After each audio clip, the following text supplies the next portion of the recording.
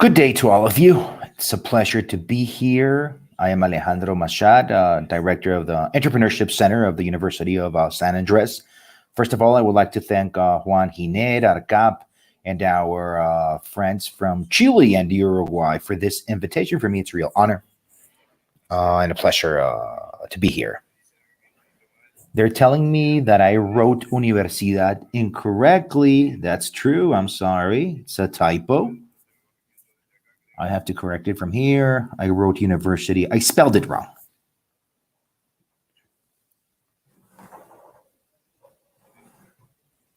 There you go. There you go. It's a pleasure to be here once again, having this conversation. I'm going to speak in English because Yigal is waiting. Voy a hablar en inglés porque Yigal está en Israel. Quiero presentar a Yigal. Yigal es el fundador de la industria de Venture Capital en Israel y es uno de las figuras más importantes y prominentes en los últimos 15 años en esta área. Es un placer tener a Yigal acá. No sé si Yigal puede oírme.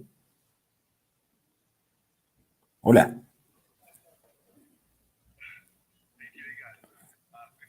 Gracias, Yigal. Antes de comenzar, creo que tenemos 1000 personas, si no estoy mal, de toda Latinoamérica acá escuchando. Entonces, gracias, Yigal, por estar acá. Quiero contarles que nos conocimos con Yigal por primera vez, creo que hace 10 años acá en Argentina. En esa época yo estaba liderando Endeavor Argentina y estábamos haciendo muchas cosas, tratando de construir el ecosistema local. Y le pedimos a Yigal que viniera a Argentina, tomó un avión, vino. Creo que en esa época no teníamos casi nada en esa época y él nos ayudó muchísimo. Pienso que ese viaje fue una especie de visión, porque después de que Yigal vino a Argentina, muchas cosas comenzaron a suceder. Muchas cosas han sucedido desde entonces. El ecosistema ya maduró, la industria de capital emprendedor aquí en Argentina y en otros países están comenzando a crecer. Entonces estamos en un momento en el que tenemos que pensar, y es por eso que estamos acá en la mañana de hoy, tenemos que pensar cuáles son los componentes principales de nuestro ecosistema y qué tenemos que hacer para que el ecosistema siga creciendo y siga evolucionando y llegue a los niveles a los que está en Israel, por ejemplo. Entonces, Yigal, esto es una conversación y quiero comenzar por preguntarte por la historia.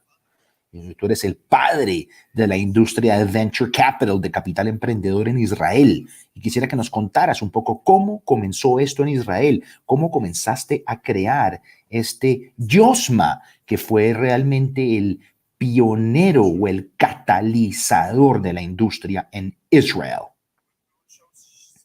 Vamos a mostrar algunos slides, Yigal, y puedes ir contándonos.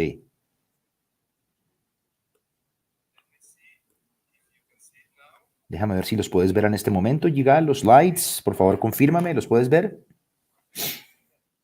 Sí, para mí se ven.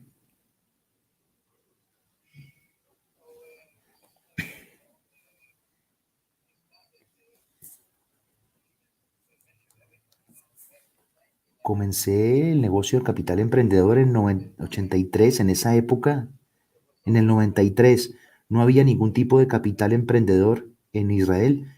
Yo trabajaba en el gobierno como jefe científico, donde habíamos financiado cientos de compañías y de startups, y en ese momento vi la necesidad de tener capital emprendedor disponible y decidí tomar la iniciativa y construir la industria.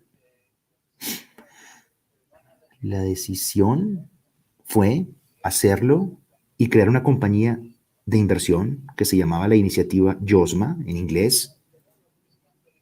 Y el rol de esta compañía era sencillamente crear un mercado de capital emprendedor, tener la flexibilidad para hacerlo.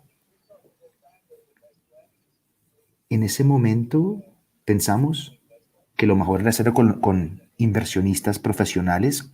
No teníamos en Israel Sí, de pronto en los Estados Unidos quisimos encontrarlos. Afortunadamente encontramos como bancas de inversión y otros que nos ayudaron. Estaban familiarizados. Los convencimos de venir a Israel y justo con algunos inversionistas privados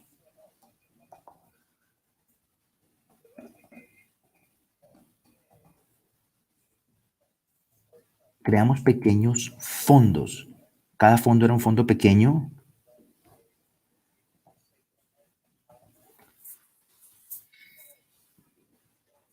Como dije, invitamos a socios americanos para escuchar esto. Y teníamos un límite para este fondo de capital emprendedor.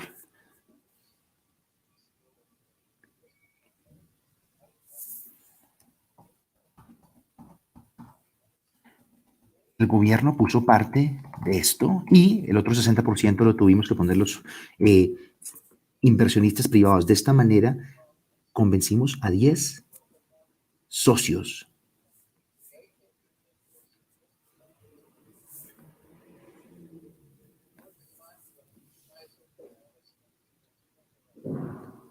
Los fondos tenían un tamaño y en cada uno de ellos invertimos $8 millones, el cual era el 30%.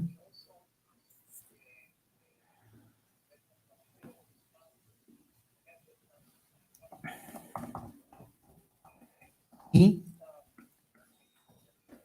para comenzar este ecosistema.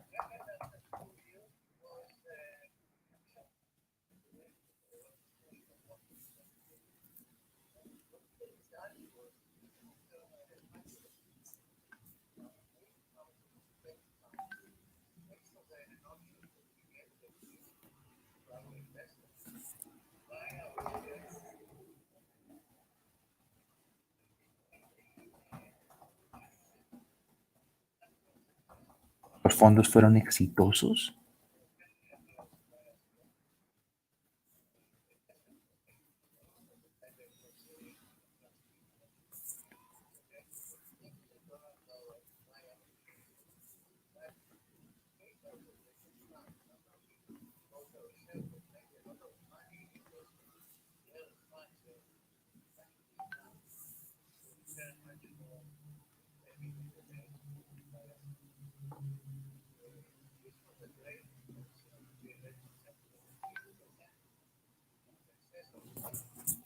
Los fondos fueron supremamente exitosos. Más adelante nos dimos cuenta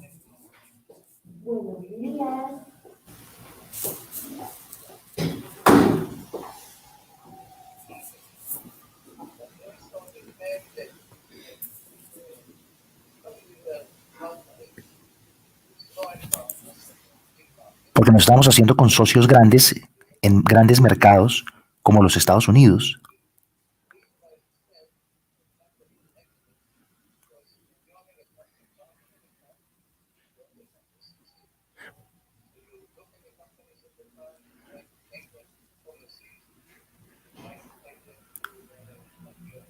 Las compañías precisamente de nuestro fondo, las compañías del portafolio, al tener socios extranjeros, empezábamos a involucrarnos desde una distancia y queríamos ser exitosos, precisamente llevar estas compañías a otras partes del mundo, llevarlas a que hicieran precisamente su oferta pública inicial, su IPO. Entonces creamos la infraestructura para el capital emprendedor en el futuro en Israel, pero también creamos una red. Aceleramos la creación de una red internacional. Esta es la historia en pocas palabras entre los años que estuvimos activos, entre el 93 y el 98.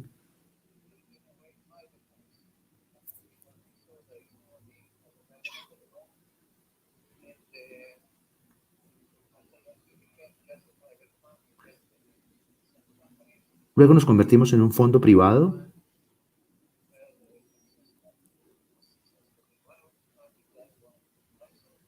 Tuvimos otros dos fondos, uno fue muy exitoso, el otro no fue tan exitoso. Ese es el tema del capital emprendedor. A veces uno tiene éxito y a veces no. Hoy en día les muestro las cifras, como pueden ver en la diapositiva, en la pantalla. Hay un ecosistema muy fuerte de venture capital, de capital emprendedor en temas de inversiones en tecnología en Israel.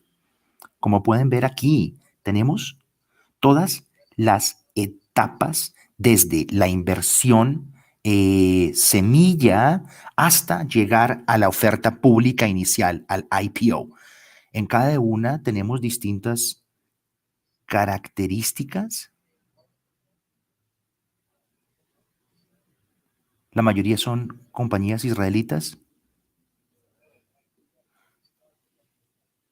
Israel se volvió un mercado muy atractivo por el éxito que tuvo y muchos eh, compañías de capital emprendedor están invirtiendo en Israel desde hace muchísimos años. Acá pueden ver el éxito. Les puedo decir que algunas de las compañías en las cuales invertimos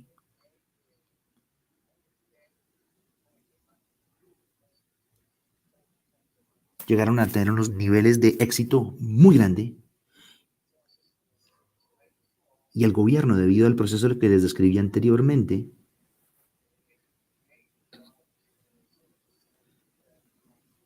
tuvo retornos más o menos de 30%, retornos a su inversión. Esta es la historia.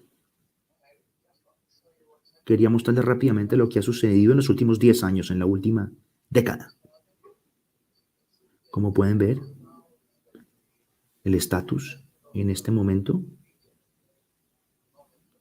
tenemos más de 40 billones invertidos en más de 4.200 compañías.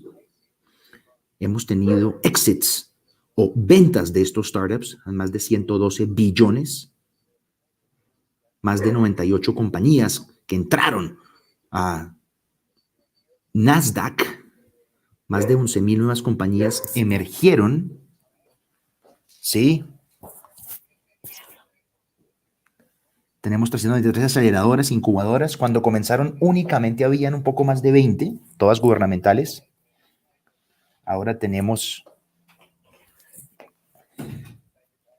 y asistidas por el gobierno.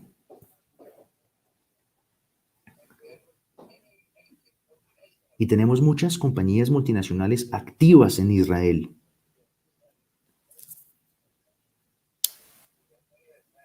La tecnología que estaban desarrollando los startups aquí en Israel se convirtió en algo muy atractivo para las grandes compañías en los mediados de los 90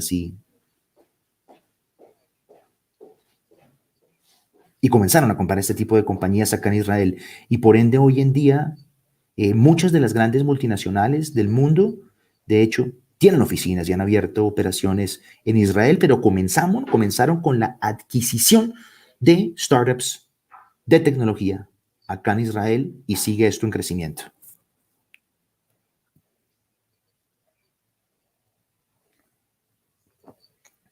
En el 2019 podemos ver aquí las cifras de inversión.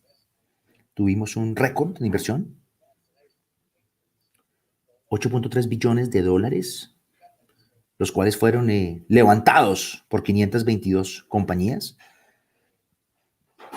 Y la mayoría del dinero no es dinero israelí, como pueden ver, 6.4 billones de los 8.3 billones es inversión que viene de capital emprendedor, de venture capital.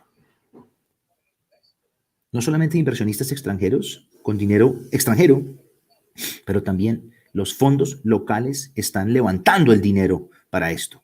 Entonces, los fondos locales están también recibiendo muchísimo dinero global.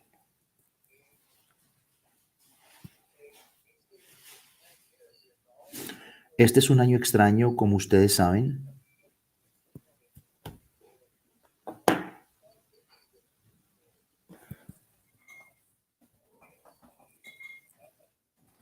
La industria de startups de tecnología.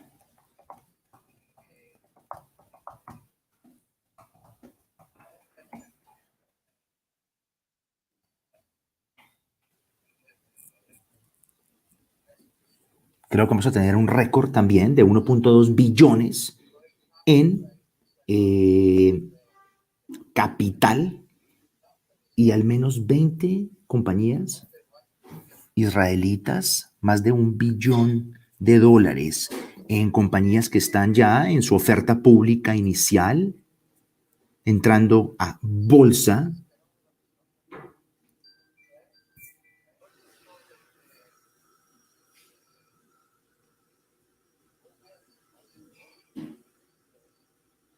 En los Estados Unidos también este va a ser un año récord, debido a que las compañías recaudaron más de $70 billones. Por otro lado, vemos en Israel menos cantidad de compañías en las que el dinero fue invertido, lo que quiere decir que a los inversionistas les gusta invertir en tecnología, pero están invirtiendo en startups en etapas un poco más tardías.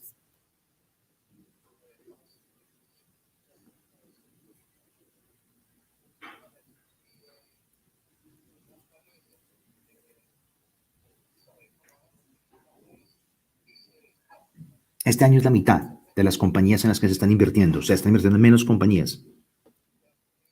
Esto es algo que hay que mirar detenidamente, ya que estas compañías eh, más pequeñas siguen levantando dinero en etapa temprana.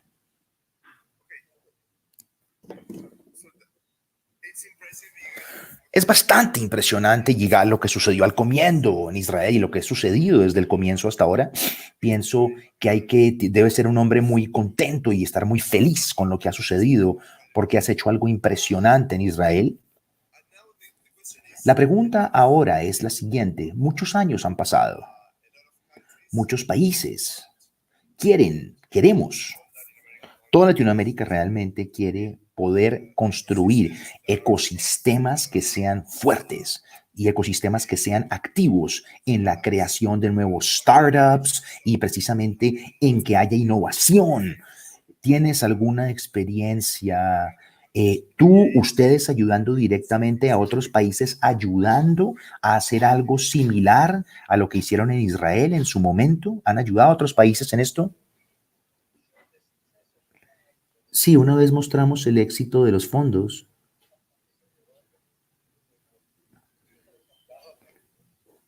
Hemos recibido visitas y contactos de gobiernos de otros países que empezaron a visitar a Israel para tratar de sacar y tener los secretos del éxito. Y yo me convertí en una serie de consultor para estos gobiernos.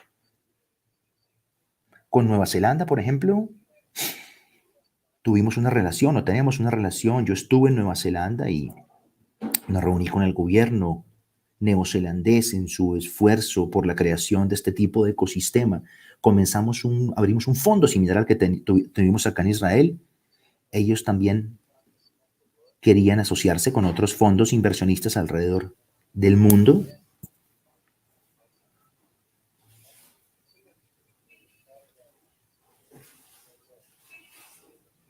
y lograron hacerlo con países cercanos y comunidades cercanas. Hoy en día son muy exitosos. El gobierno sigue siendo inversionista, inversor o financiando en los fondos.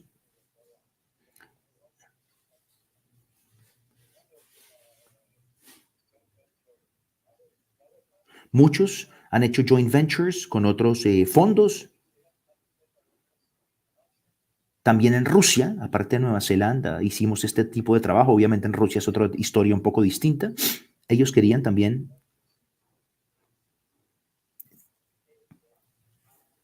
crecer este ecosistema de capital emprendedor, pero el gobierno en momento en Rusia decidió poner $1 billón para para esto y hacer un modelo parecido al que nosotros hicimos en Israel. Trabajamos con Rusia más o menos como 4 años. Luego pues paramos de trabajar con ellos porque cogieron unos caminos distintos.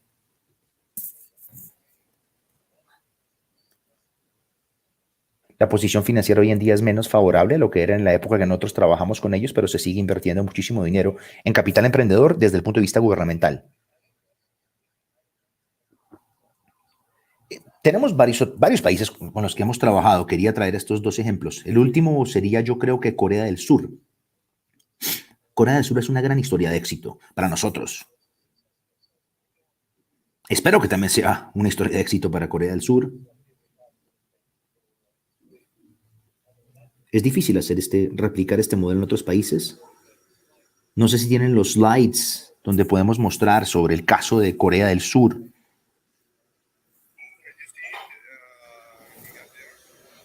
Yigal, ¿puedes ver los slides en este momento? La presentación.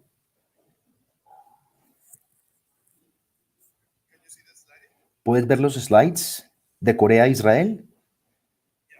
Sí, yo lo veo.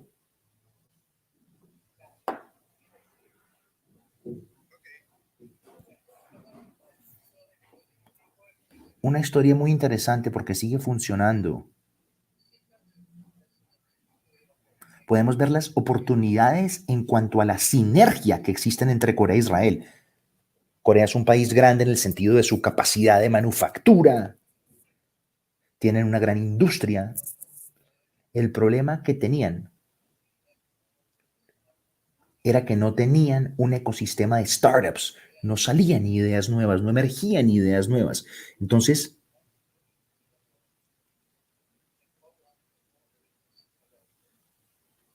la idea era aconsejarlos sobre cómo lograr esto de una manera similar a como lo hicimos en Israel. Pero la falta del espíritu emprendedor que se tenía en ese momento era muy grande, entonces era más difícil comenzar este proceso. Era una razón por la que era difícil para ellos esto, y era el hecho de que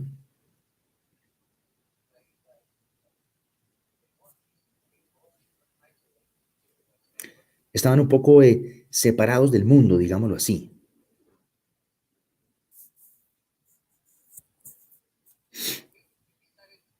Entonces decidimos hacer un trabajo asociado, un trabajo colaborativo con Corea del Sur. Ellos querían hacer un trabajo muy profundo en Corea. Entonces en el 2015 comenzamos, como pueden ver, crearon las aceleradoras o una mezcla de incubadora y aceleradora, porque el gobierno coreano invirtió muchísimo dinero en tecnología. El gobierno apoya muchísimo a las aceleradoras, entonces había dinero entrando, lo cual obviamente les ayudó a crear sus aceleradoras. Comenzaron a crecer muy fuertemente.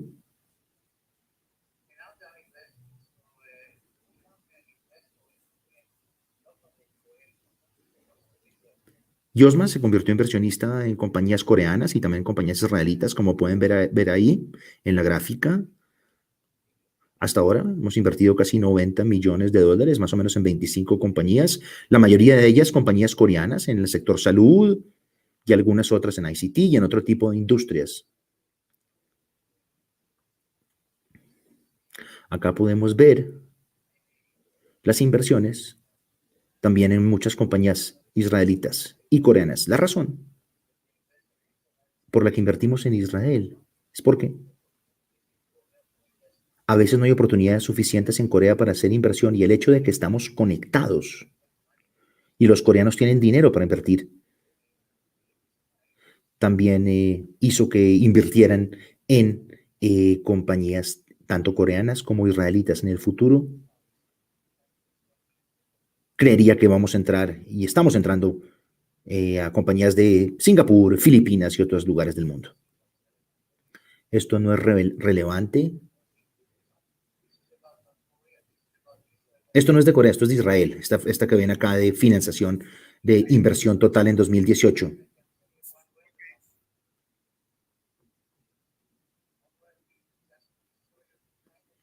Esto lo que hace es mostrarles el tipo de tecnologías en las cuales invertimos en las distintas verticales en Israel. Como pueden ver, inteligencia artificial es uno de los campos más grandes de inversión, robótica, ciberseguridad. En Israel las compañías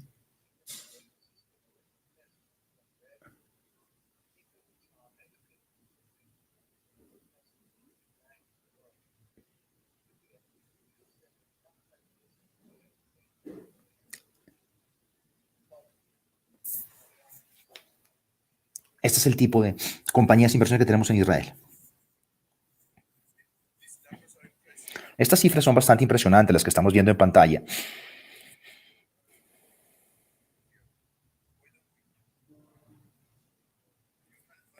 Yigal, ¿por qué no nos ayudas a pensar en nuestro futuro? Estamos en el cono sur.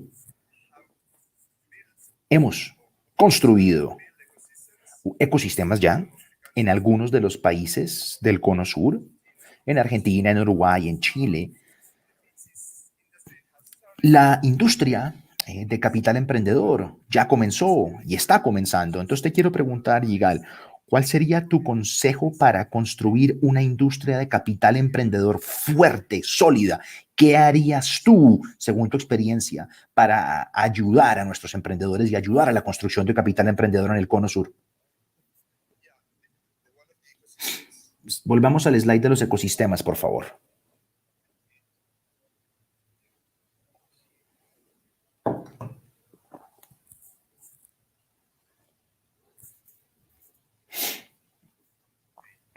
Ahí está. ¿Lo ves, Yigal?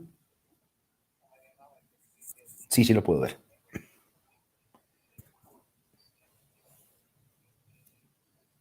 Un ecosistema tiene distintos bloques que debo tener y mezclar para poder tener un ecosistema exitoso. Pero esto no viene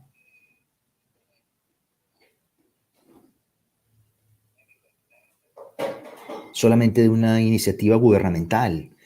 Algo de esto vienen por sí solos y tienen que llegar por la necesidad que existe en el país. Entonces, en los gobiernos o el gobierno tiene un papel importante en liderar el proceso mediante temas de impuestos, exenciones, planes. El gobierno fue un gran apoyo en la creación de este mercado de inversiones en tecnología. Cuando comenzamos, Yosma, comenzamos con inmediatamente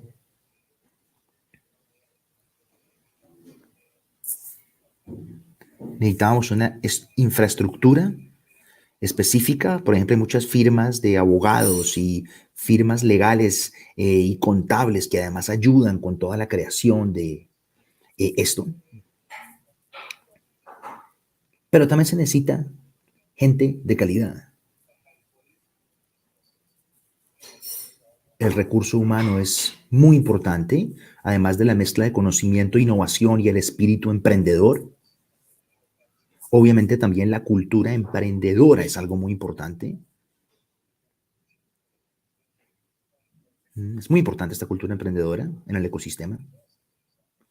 Las universidades son muy importantes. Quiero resaltar eso, porque hay que comercializar precisamente el conocimiento, los resultados de la investigación. Acá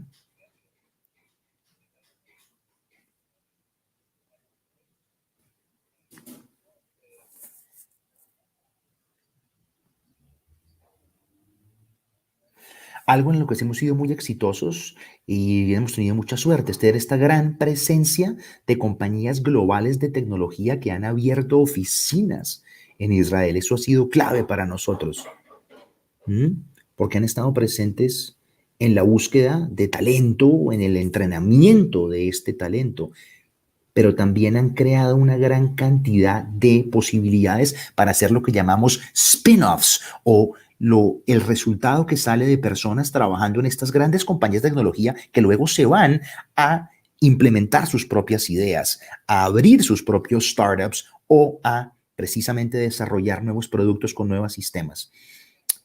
Entonces, hay que tener una infraestructura financiera y legal también moderna, muy importante.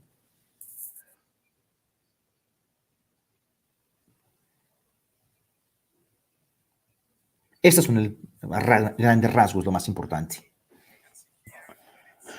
Podemos ver acá, Yigal, que no únicamente se trata de un tema de financiación, de dinero, es financiación, dinero y otra cantidad de componentes.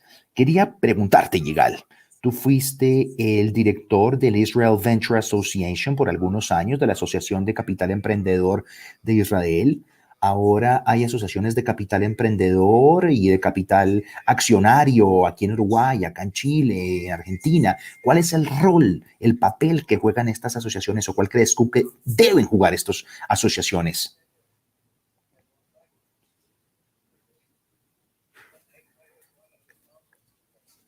Yo fui uno de los fundadores de esa asociación.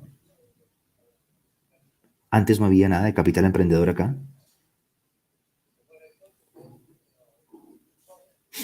Así que yo pensé que lo más importante para esta asociación era crear el tipo de colaboración que necesitábamos para surgir en el futuro. No competir los unos contra los otros. Entonces, esta asociación quería tratar de crear un ambiente de cooperación, especialmente si trabajábamos con países extranjeros. Es mucho mejor si tenemos un pilar y una base de intercambio de conocimiento y experiencias.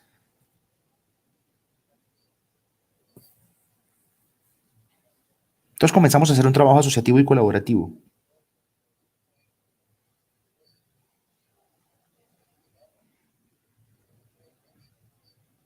Era muy importante convencer al gobierno sobre la importancia de este sector. Y yo personalmente gasté mucho de mi tiempo tratando de cambiar algunos temas críticos con respecto a impuestos, temas legales del sector en la industria. Como ejemplo, tuvimos que cambiar varias cosas. Precisamente, por ejemplo, para la entrada de capital extranjero, de capital emprendedor, porque era muy difícil hacerlo antes. Entonces nos tocó hacer, nos volvimos casi que lobistas una época para cambiar ciertas leyes de inversión, leyes impositivas que realmente fomentaran esta entrada de capital emprendedor.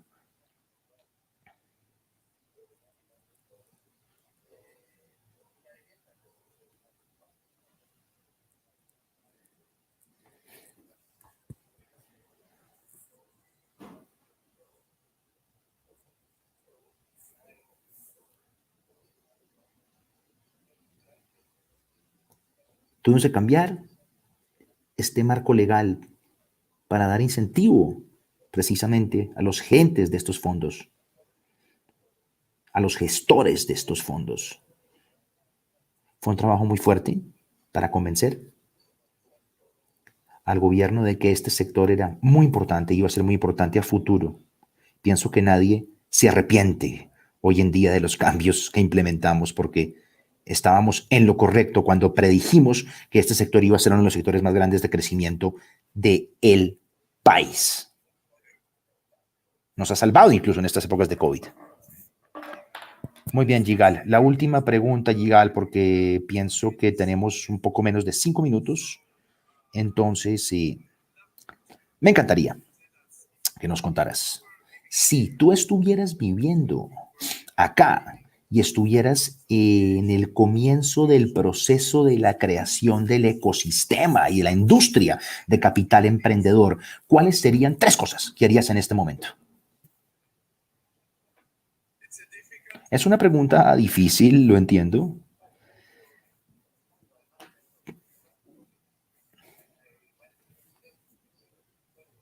Yo les conté sobre Nueva Zelanda, ¿no? En Nueva Zelanda me hicieron la misma pregunta. O sea, no estoy siendo original con mi pregunta.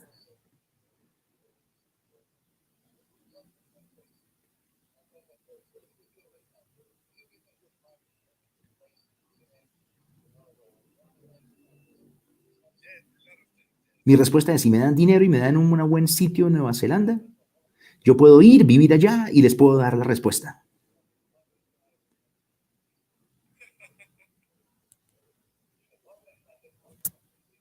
El problema de Nueva Zelanda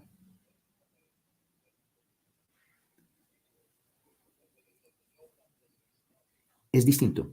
Yo pienso que en Argentina es más importante el tema de capital emprendedor.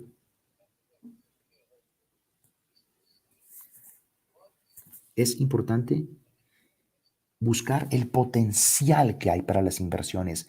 ¿Qué compañías hay que puedan hacer, que puedan recibir inversión? ¿Cómo están emergiendo? ¿Qué están haciendo los emprendedores del país? Y ahí, con esa información, tratar de buscar qué tipos de incentivos son los que me van a servir por parte gubernamental y enfocarme muy bien en los sectores y verticales que creo yo van a tener éxito.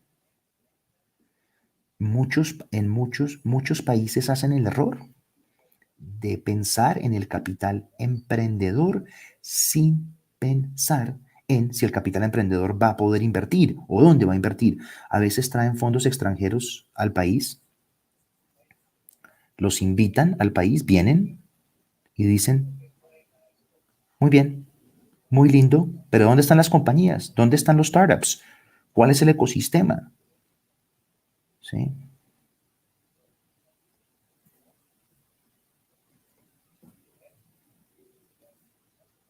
Hay que tener suficientes compañías que sean atractivas a este tipo de inversión. Pero entonces para eso tengo que mirar cómo incremento con recursos locales esto. Y en ese momento, cuando ya tengo algún tipo de ecosistema de startups un poco más maduro, ahí ya puedo empezar a pensar en las universidades tienen un papel muy importante que jugar, ¿cierto? Sí. Lo otro que quería decir es, son las universidades.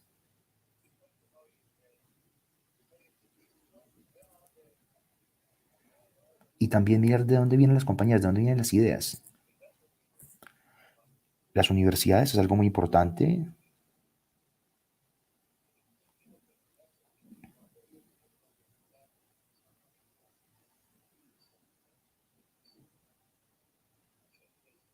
Las universidades tienen que saber que no solamente son importantes en temas de investigación, pero que también van a estar muy metidas en el tema de comercialización.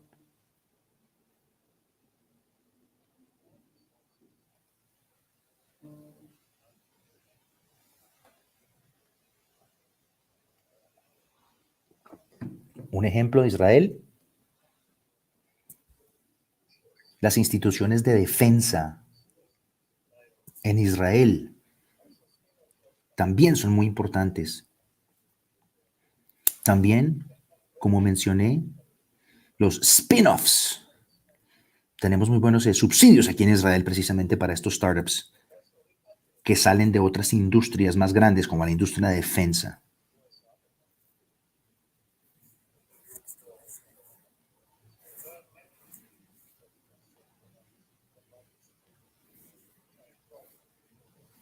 Hay muchas cosas que son importantes en el momento de construir este ecosistema y un ecosistema de capital emprendedor fuerte.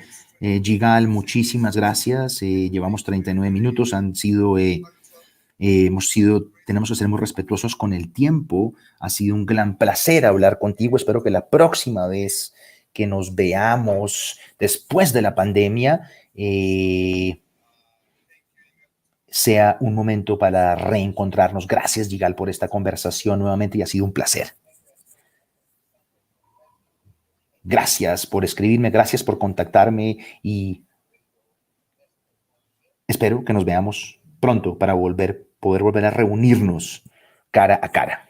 Muchas gracias. Bien sea aquí o allá, Gigal. Que estés muy bien, Gigal.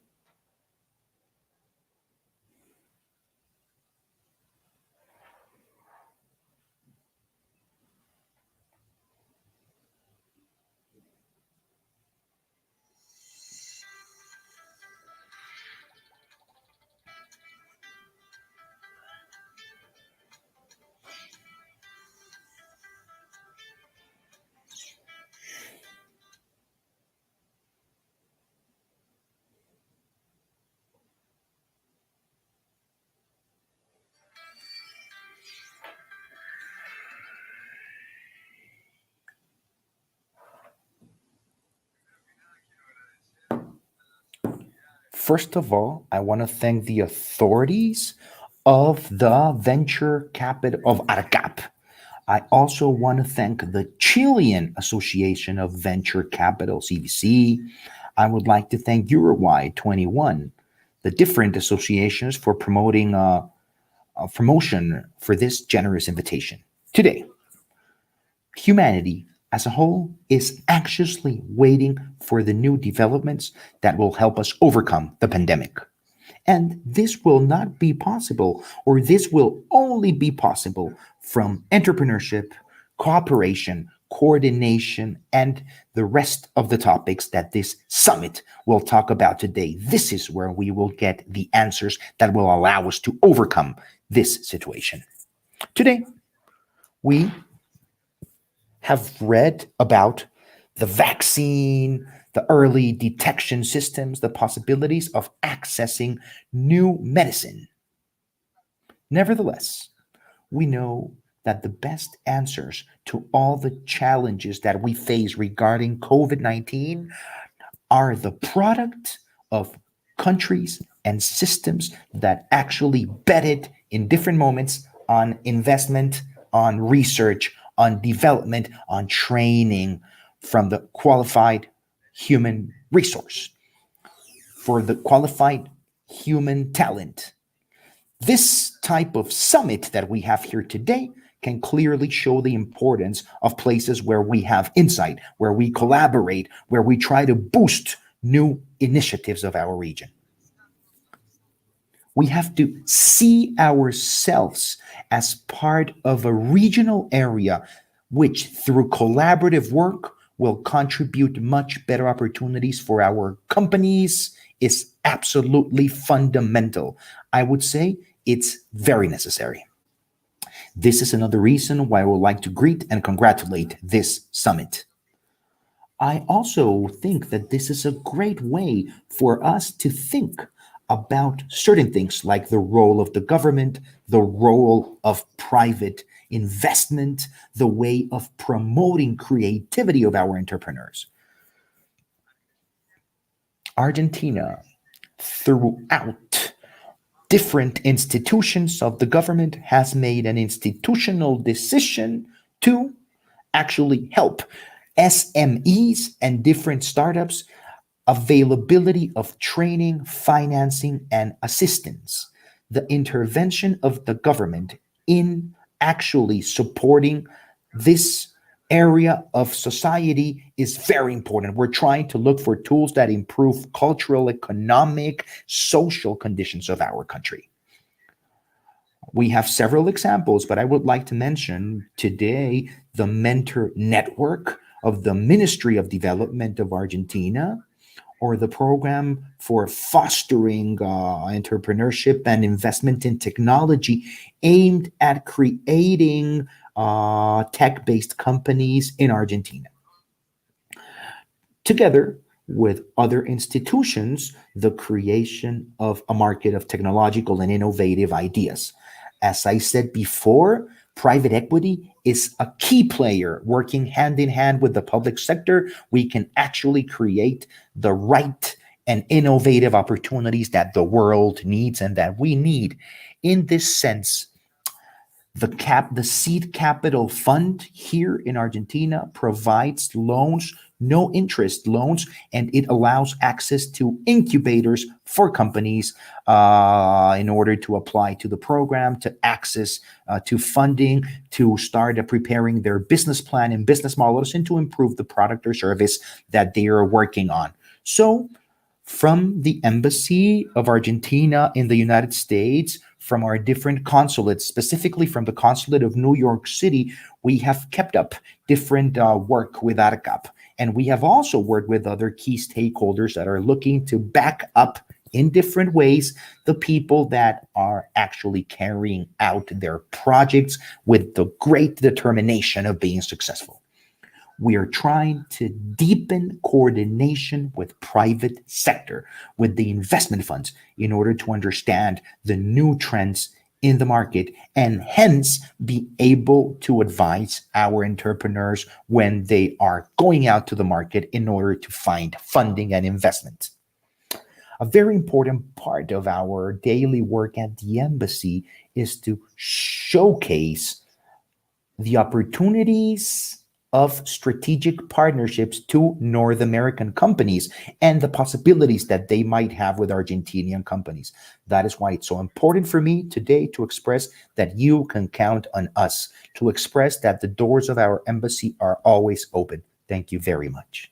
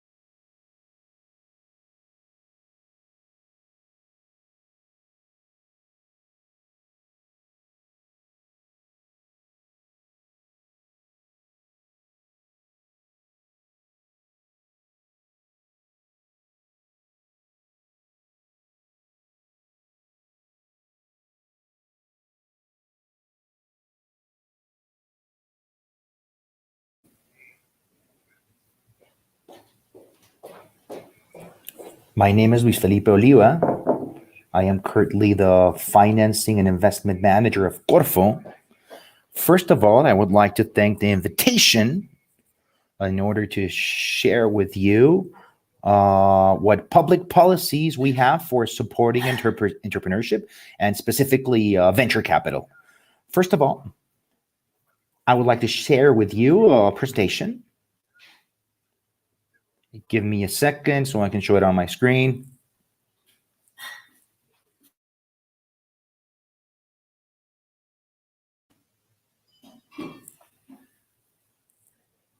The first thing I would like to say about Corfo. Corfo is the national agency for economic development in Chile. Our objective is to foster and promote investment, entrepreneurship, and innovation, together with the support of human talent. Specifically, in terms of entrepreneurship, we have done several efforts from Corfo for several decades now. And we can summarize them in three rankings that we have at an international level. We are on the 19th position within the 136 countries that are assessed in entrepreneurship in the last entrepreneurial global index. We can also say that we are within the 50 companies in the innovation index, 33 in the global competitiveness index, and we hold the number one position consistently for the LAFCA ranking of the Latin American Association of Venture Capital Funds, in a ranking that assesses the right conditions for venture capital in every single country, both venture capital and private equity. Understanding our scope and understanding the importance of dynamic entrepreneurship in the economies due to the impact that it has in productivity and in long-term economic growth. Corfo has been supporting venture capital industry by clearly understanding that this is the adequate vehicle in order to fund startups. They are adequate not only because we provide not only because of providing financial resources, but also because they provide support capabilities in terms of scaling and skill. Currently, Corfo is supporting this industry and in programs that have already been 20 years in development. This is a long-term public policy in Chile. And what we do at Corfo is we provide a line of credit that brings and complements all the private funding from venture capital. We do a request to the line of credits, and they come together with the private funding. We do an assessment, we analyze business models, the different capabilities of managers and companies and of private resources that are going to be committed. This goes through an assessment, of course, and then we actually award the line of credit. When the resources are being deployed and invested in different startups, we start requesting disbursements of the different lines of credits. These lines of credits, or these credit lines, leverage private resources in different ways, in a 1-to-1 relationship, in a 2-to-1 relationship, or a 3-to-1 relationship. This means $1 from the private to $1 of the Corfo private credit line, 1 to 2, 1 from private investment, 2 from Corfo, or 3 to 1, $1 from private investment and $3 from Corfo. It all depends on the programs, of course. What programs do we currently have? We have 3 main programs, and this is where the administrator should request the inclusion in one of the 3 programs. The first one, it's called FET. It's aimed at funds which are focused on early stage startups. These early stages refer to projects that have no more than 380,000 annual sales and no more of 36 months of existence. This FET program provides lines of credit that go up to three times the resources of private investors. FET is aimed at the next one, the FT, is aimed at other types of stages, which are intermediate stage companies that are selling up to $4 million. This program provides lines of credit which leverage or complement the resources coming from private investors in a 2-to-1 relationship. This means, once again, 2 pesos from Corfo and 1 peso or $1 from the private investors. And finally, we have the FC program. The FC program is aimed at startups that are in a much more mature stage. And it invested in companies that have sales up to $11 million a year. This program provides lines of credit um, that go one to one with private resources. But we can give you a little bit more of detail according to each one of these lines or these verticals. First of all, these programs have caps that are being awarded. In the case of FET, early stage, it's $11 million as an investment cap or tops. FT 13 and FC $21 million. The relationship that we were telling you about, one to one to two, or 1 to 3, it can be enhanced in the future, and it will obviously depend to what funds can access during the time of their investment. These loans have a rate in FET. It has a specific 10-year rate in Chile, plus 5% yearly. That 5% will depend on the results of the fund. FT, the second one, has a rate plus 2%. And same goes with FC. These are lines of credit that have a specific feature, a single payment, a 10-year single payment. All programs are structured in order to provide lines of credit for funds that will have a duration of 10 years plus 2 years extra. In that way, what we do is that we structure a credit or a loan with a single payment at the end. Obviously, understanding that at the beginning you're carrying out investments and then you start doing the rest of the processes, and that happens at the end of the existence of the fund, not at the beginning. These programs also have awards. What do I mean by awards? Awards that are assessed later on when at least 50% of the line of credit has been deployed.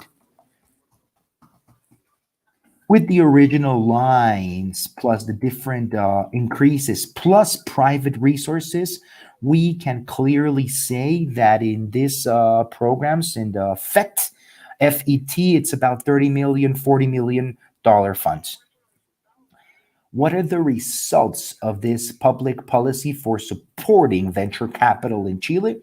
Here, or in this area here, we can see the index of the LAFCA ranking, we can see that Chile is leading the region in terms of the proper conditions for venture capital development.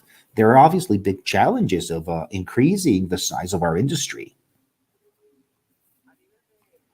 In terms of general figures, we can say that we have supported in our history of Corfo 64 investment funds. We have approved more than $900 million currently of those lines of credit that are approved and are money that is being given and granted. We still have $200 million ready to be allocated. We have 360 beneficiaries, startups and they grow on a yearly basis.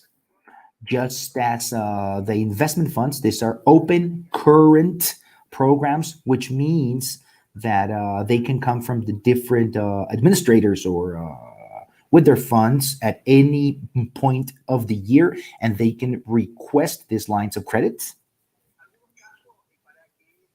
You can see how the money of the funds is being allocated. For example, Grant to Give, Burn to Give, which is a company that actually rewards calorie consumption of different human beings. Rocketbot is a company that automates certain routinary processes. We have magnetic tonsils that which makes less surgery less invasive. We have e-commerce, Zippery, which are robots that move around the aisles in supermarkets for handling inventories. Lab for You, which is an education. As you can see, we have a wide array of companies in which funds are investing. They are multi-sector. There is a big development. There is a diversification in the different areas that the funds are investing in.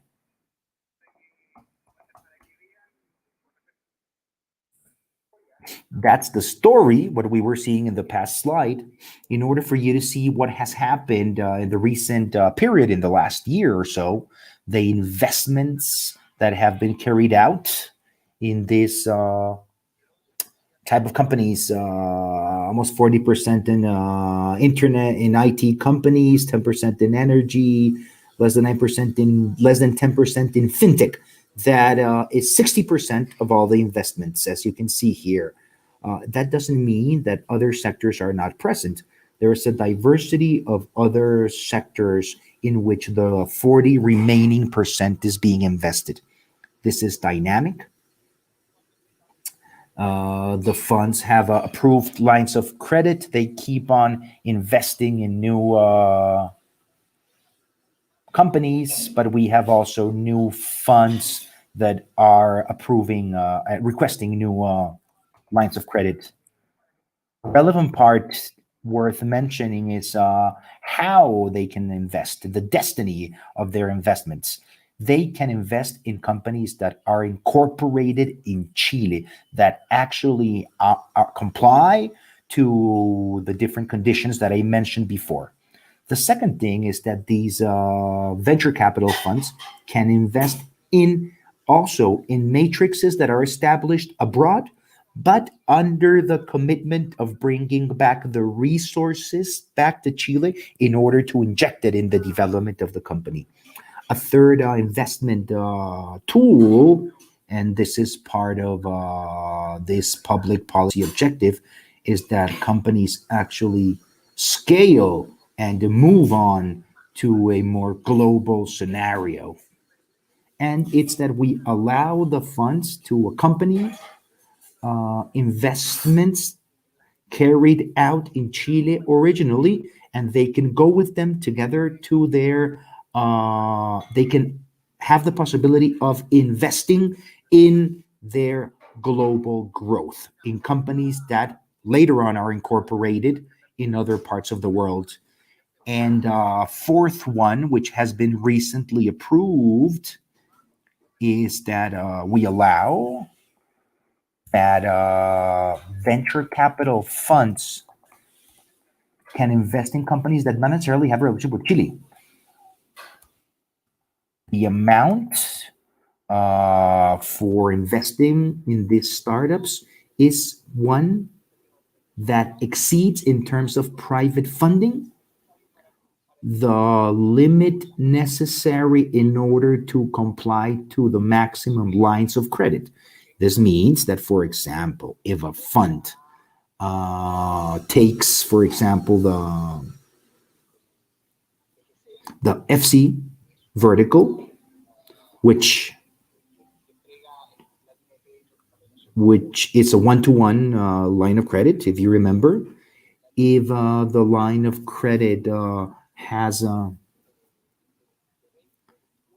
cap of $21 million, for example, what should happen or what must happen is that the private funding gets to that $21 million, but because it's one to one. But the excess of those $21 million can be destined to companies that not necessarily have to do with Chile.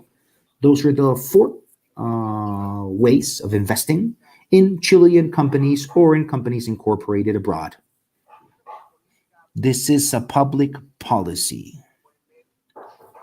As you can see, it has existed for over 20 years, where we are seeing the results in terms of the amount of funds that are operating in the local market, in the amount of startups,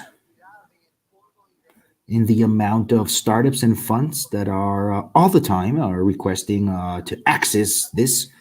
And I would like to invite you to get to know these programs in detail. We're open for business. We're available with resources in order to support the funds and the startups at the end of the day. I want to leave you with my contact information. This is the contact of Corfo. You can write to us here and get to know into detail how the programs work for funds and for entrepreneurs even that want to receive support. Thank you very much.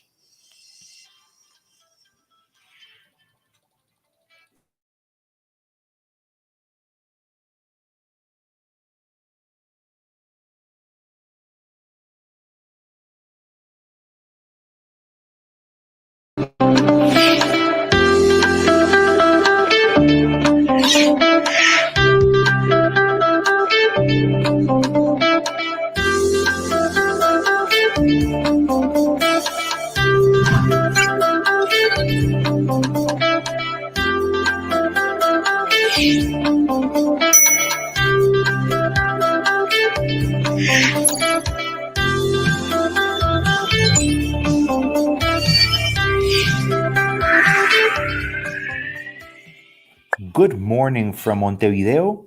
In 15 minutes, I will tell you about the incentives and opportunities for investment.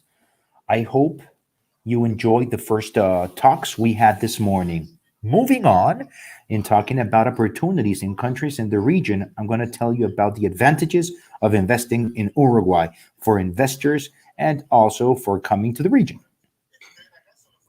What you can see here are the differentiation factors which make Uruguay a unique location, and we're going to see them one by one. The first one is reliability, access to markets, incentives, talent, and life quality. These differentiation factors, due to this, investors choose Uruguay to actually open their offices, their headquarters, or the different branches, their shared services centers. It can also be trading activities, software development, anything, or a combination of them. For example, Merck started operations in Uruguay with commercial activities. Later on, they installed a shipping center, distribution center for Latin America and South America, and they moved on in order to have a shared service center, purchase, procurement, everything, support for the region. That is how the process went. Just to give you an example. So our value proposition is reliability. The country has always had in the last years a strong democracy, strong rules, and rule of law without taking into account the government. So foreign investment is something that all political parties have in their top of mind, and they don't change the rules. Uruguay is a great country for business, as we can see in the different metrics and indexes around the world. We have solid institutions, high level of reliability and trustworthiness from civil society. This is very important because it makes stability. Stability is very important for a long-term operation. Uruguay, as you can see, has a great and solid economy, more than 16 years of sustained growth. which means the most extended lapse of time, 4% in growth, which is much higher than the percentage of Latin America. Uruguay is a resilient country to external shocks, like, for example, the backlash of COVID-19. Uh, we have had a better position when compared to other countries. Apart from that, we are the most equitable country in terms of distribution of wealth. We have had an income per capita from 2005, which was $5,000 to $17,000 last year. It's the highest income per capita rate if you measure it in dollars in Latin America. Then the great environment for doing business, the economic and government stability has also made us recipients of the best ratings of the different agencies like Moody's, Standards and Poor's, and so on. Our investment grade shows that Uruguay is a great place for doing business. As you can see, we have 49% of percent, which is very different from the percentage of the rest of Latin America. We had great factors in terms of ESG, which is the environmental, social, and governance metric. Great figures in GDP also, as I mentioned before. We have a big footprint in agribusiness and food. Global service and trading is now 21% of total exports. In the last 12 years, Uruguay has gone into a very big electric and energy matrix shift. Now, 98% of energy in Uruguay is renewable. This ranks us in some of the first spots in terms of clean energies around the world. Uruguay is a reliable and attractive destiny for foreign investors because we are one of the best places to do business in Latin America. We can see the different things that we have. You can have accounts in dollars, you can pay in dollars or just bill in different currency, no restrictions for the repatriation of profits, and we have one national tax system. Uruguay, you can open a company. You don't need local partners. You can open a foreign operation in Uruguay without any restrictions from local participation. Regarding the pandemic, several international media have highlighted the results that Uruguay has had in terms of handling COVID-19 pandemic. Thanks to the government and to the tech infrastructure, the commitment of citizens, and the flexibility of human talent, all companies were able to keep on working remotely and face to face, but we didn't have to shut down. Uruguay has a set of incentives that makes it unique. The legal framework is pretty much aligned for corporations, and we have great incentives. We have the law of investment promotion, which declares the importance of promoting investment. That law has been in operation for almost 30 years. We have other types of incentives apart from our main laws or acts for different companies, as you can see in the screen. If you're interested in a specific vertical, don't hesitate to contact us and we can explore the possibilities and the detailed information. One of the investment methodologies that investmenters have used in the past are the free duty zones. These are areas that are publicly or privately owned where you can have industrial, service, and commercial activities. And in those free duty areas, you won't pay local taxes. Basically, in Uruguay, we have 11 free trade zones. Some of them, it depends on the use, but you can have industrial, service, commercial. We also have free duty ports and free duty airports. We are a logistics platform for the Southern Cone, and we become a hub for the distribution of merchandise given to language, commercial agreements, and the cultural neutrality. We have become a platform to access markets like Brazil and the rest of the countries, the Spanish-speaking countries. Strategically located, as you can see, we are an this destination of excellence for the creation of service centers, our free zone, our free trade zones, our airport, our customs storage capabilities make Uruguay a great place. Apart from neutrality and cultural affinity with North America, with Europe, an intermediate time zone, as you can see, our difference is only a couple of hours from North American cities, and Europe 3 or 4 hours. And top class infrastructure in telecommunications make Uruguay the ideal place for accessing all types of markets in this region. As a member of Mercosur and as our agreements, our free trade agreements with Mexico, we have a lot of millions and millions of people people to access. We are also in the final stages of a free trade agreement with the European Union. Uruguay is the country in Latin America that is more advanced in communication and information technologies. We lead several indexes related to IT, and we are the members of certain organizations that bring together we are members of the Digital Nations member, the world's leading digital government. We have a very big internet penetration in companies and in households, and one of the biggest network speeds.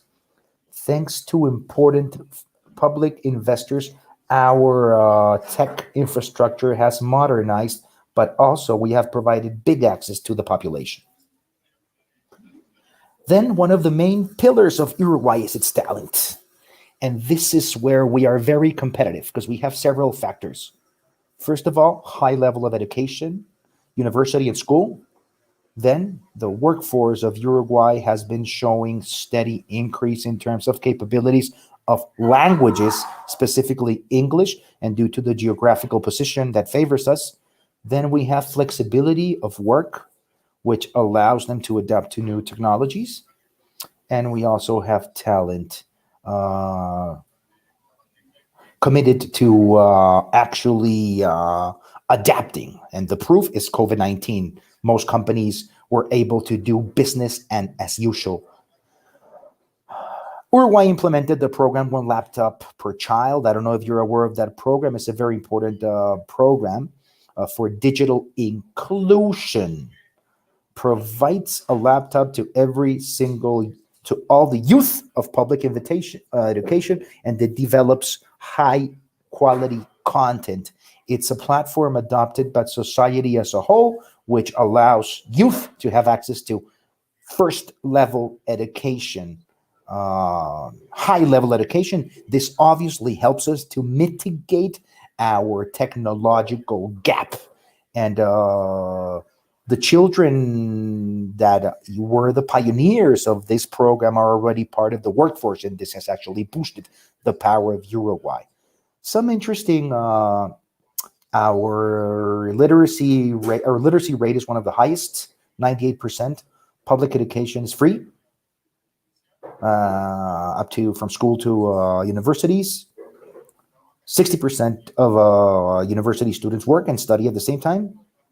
And our bet on education has brought us to have very good institutions, great bilingual capabilities, both English and Portuguese.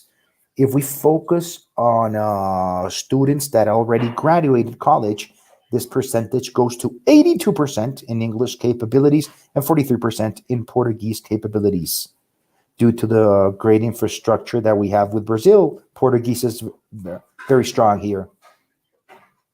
We have different programs that are aimed at fostering the development and access to talent and to growing. So I would like to tell you a little bit about the tools. The first one is Finishing Schools, which awards subsidies up to 70% of the cost of education in order to enhance activities. It can refer to soft or hard skills. It can be training, individual training, executive education, whatever. Smart Talent is another one of our tools. It's a specialized web specialized in global services with almost 40,000 users. There you can find working possibilities. There you can find talent, business service profiles, and actually increase awareness. And finally, we have the fast track program, which is, as its name says it, a fast track for residence and visa procedures. Foreigners can solicit a temporary or permanent resident for working here. Foreign investors actually highlight Uruguay talent as one of the main factors of bringing their of when they decide to bring their money and their companies to Uruguay. Uruguay is a great place to live. It's safe and it's open. It has a vast cultural, gastronomic, and educational offering. Montevideo, the city's capital, was chosen as the best quality of life, as the city with the best quality of life in Latin America, according to Mercer indexes. This takes into account social, economic, cultural factor, medical services, education, transportation, recreation, etc. And when you add all this up, Montevideo is the city with the best life quality in Latin America. We have a website called liveinuruguay.uy. Here you can have all the information in a single place for the people that are wanting to come to Uruguay. Please take a look at it. Please visit us because you will have very detailed information there. Due to all of this, more global companies select or choose Uruguay for their place of business, and also many funds have chosen Uruguay in order to open operations and bring their funding. Finally, Uruguay, I wanted to tell you that Uruguay 21 actually advises all investors in every single stage.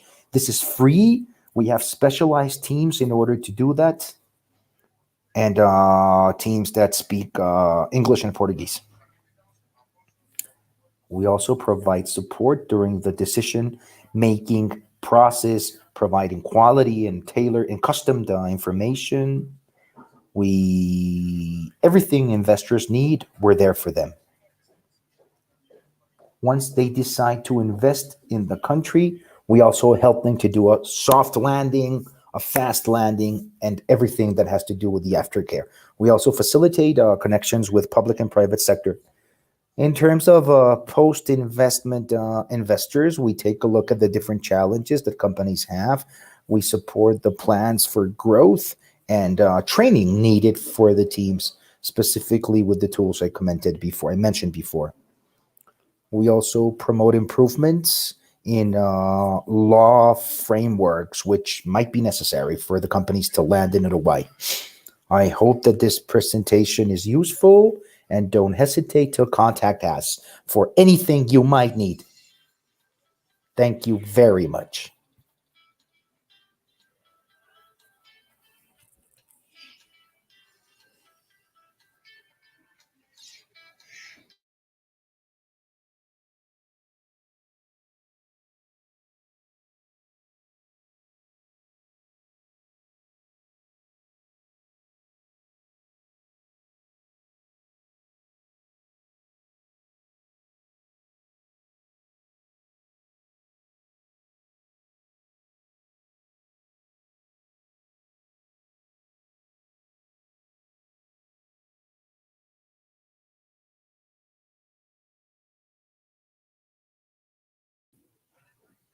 Good morning, good evening, good afternoon. Thank you to ARCAP and Uruguay 21 for this invitation.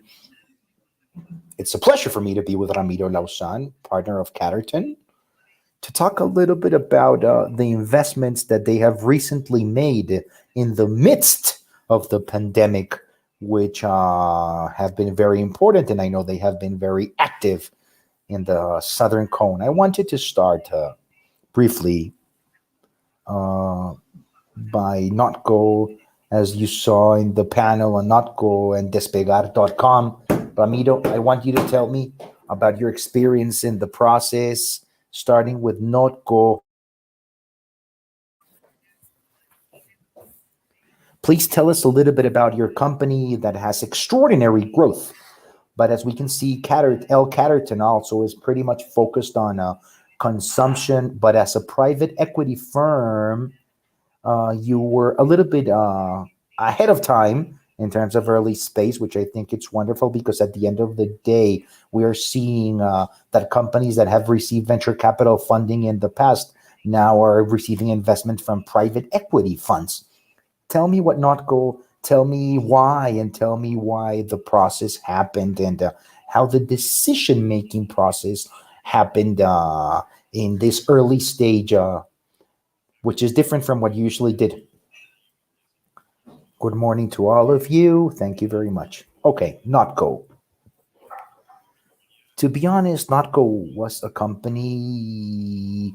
It was very easy to get excited with Notco. To be very honest, Catterton in general is a category first investor, and on the one hand, I would say that the sector was very appealing and convincing.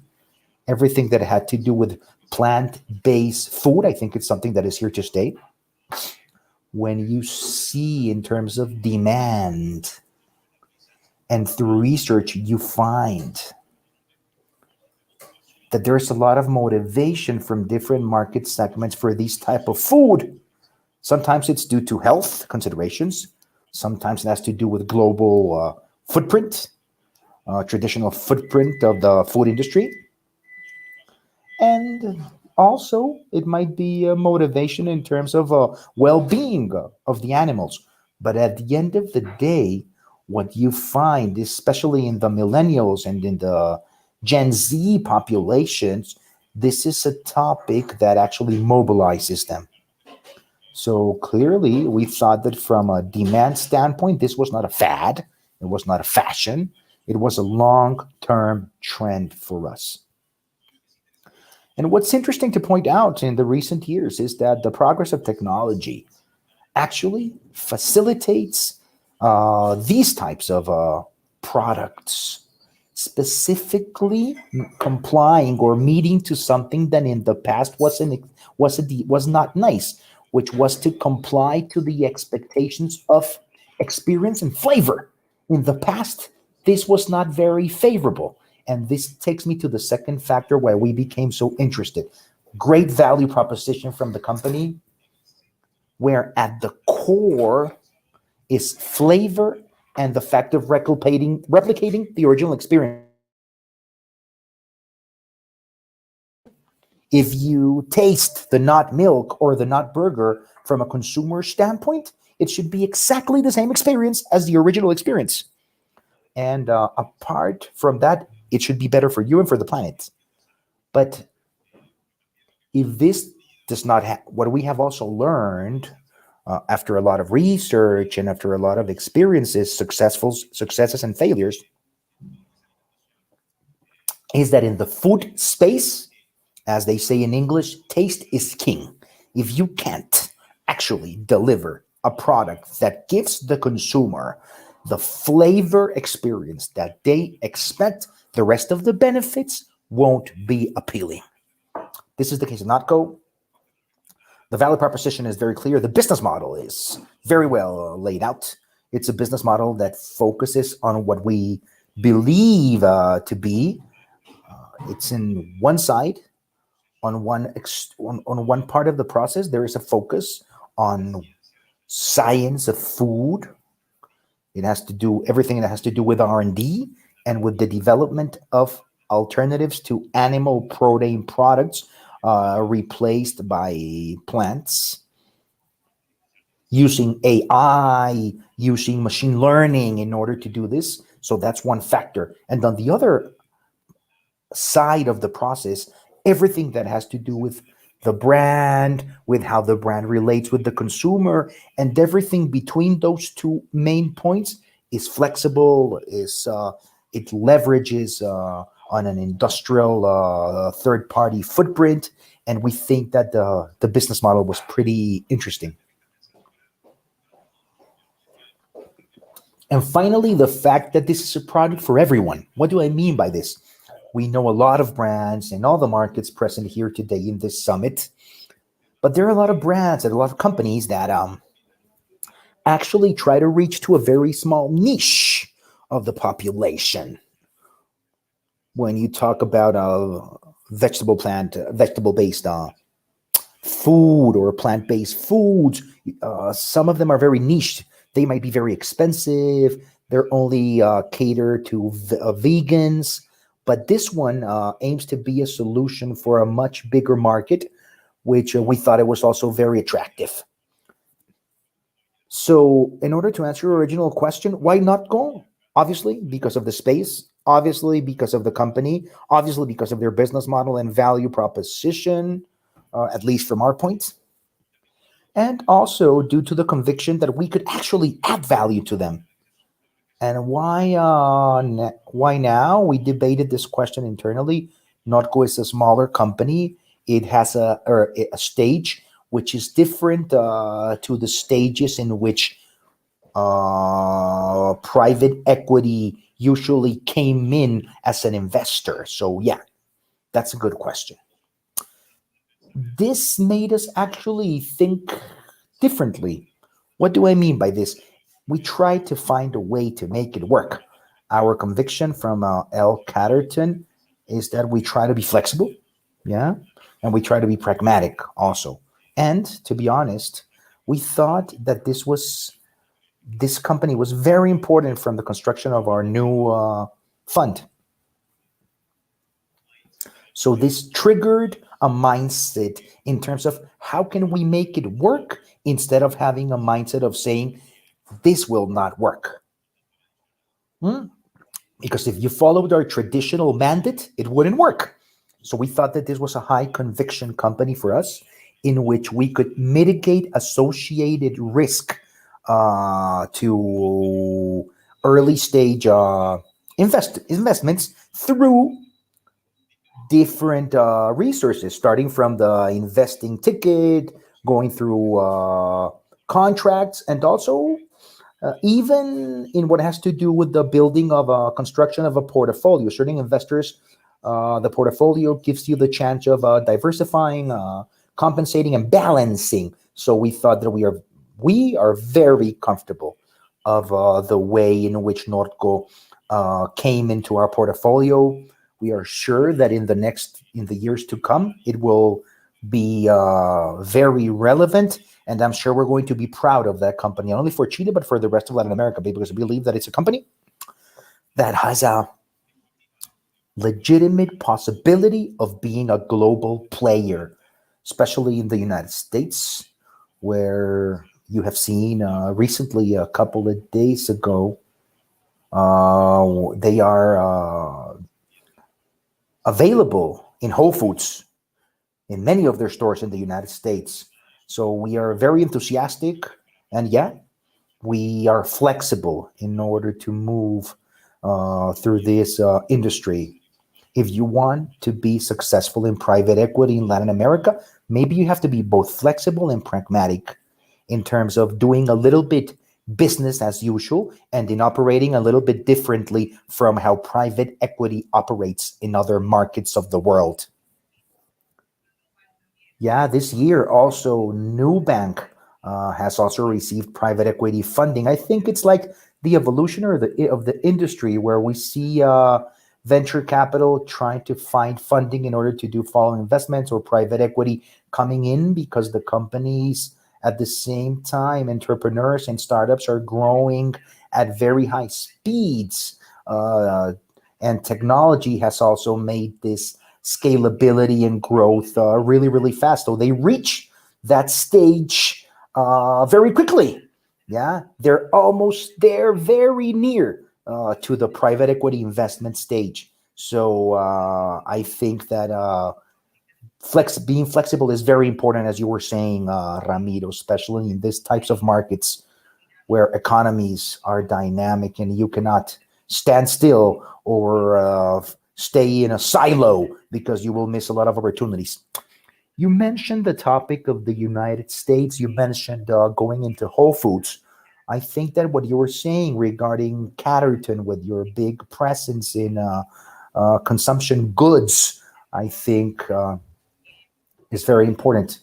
I imagine that El Catterton will support that growth of Norco of going into the United States market and strengthening that landing in the US, which I think it's a wonderful news for you.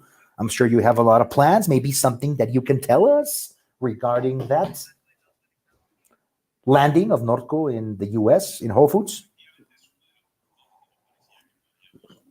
Look, without a doubt, we thought that this was one of the verticals in which we thought we could help the managers of the company, our partners in the board,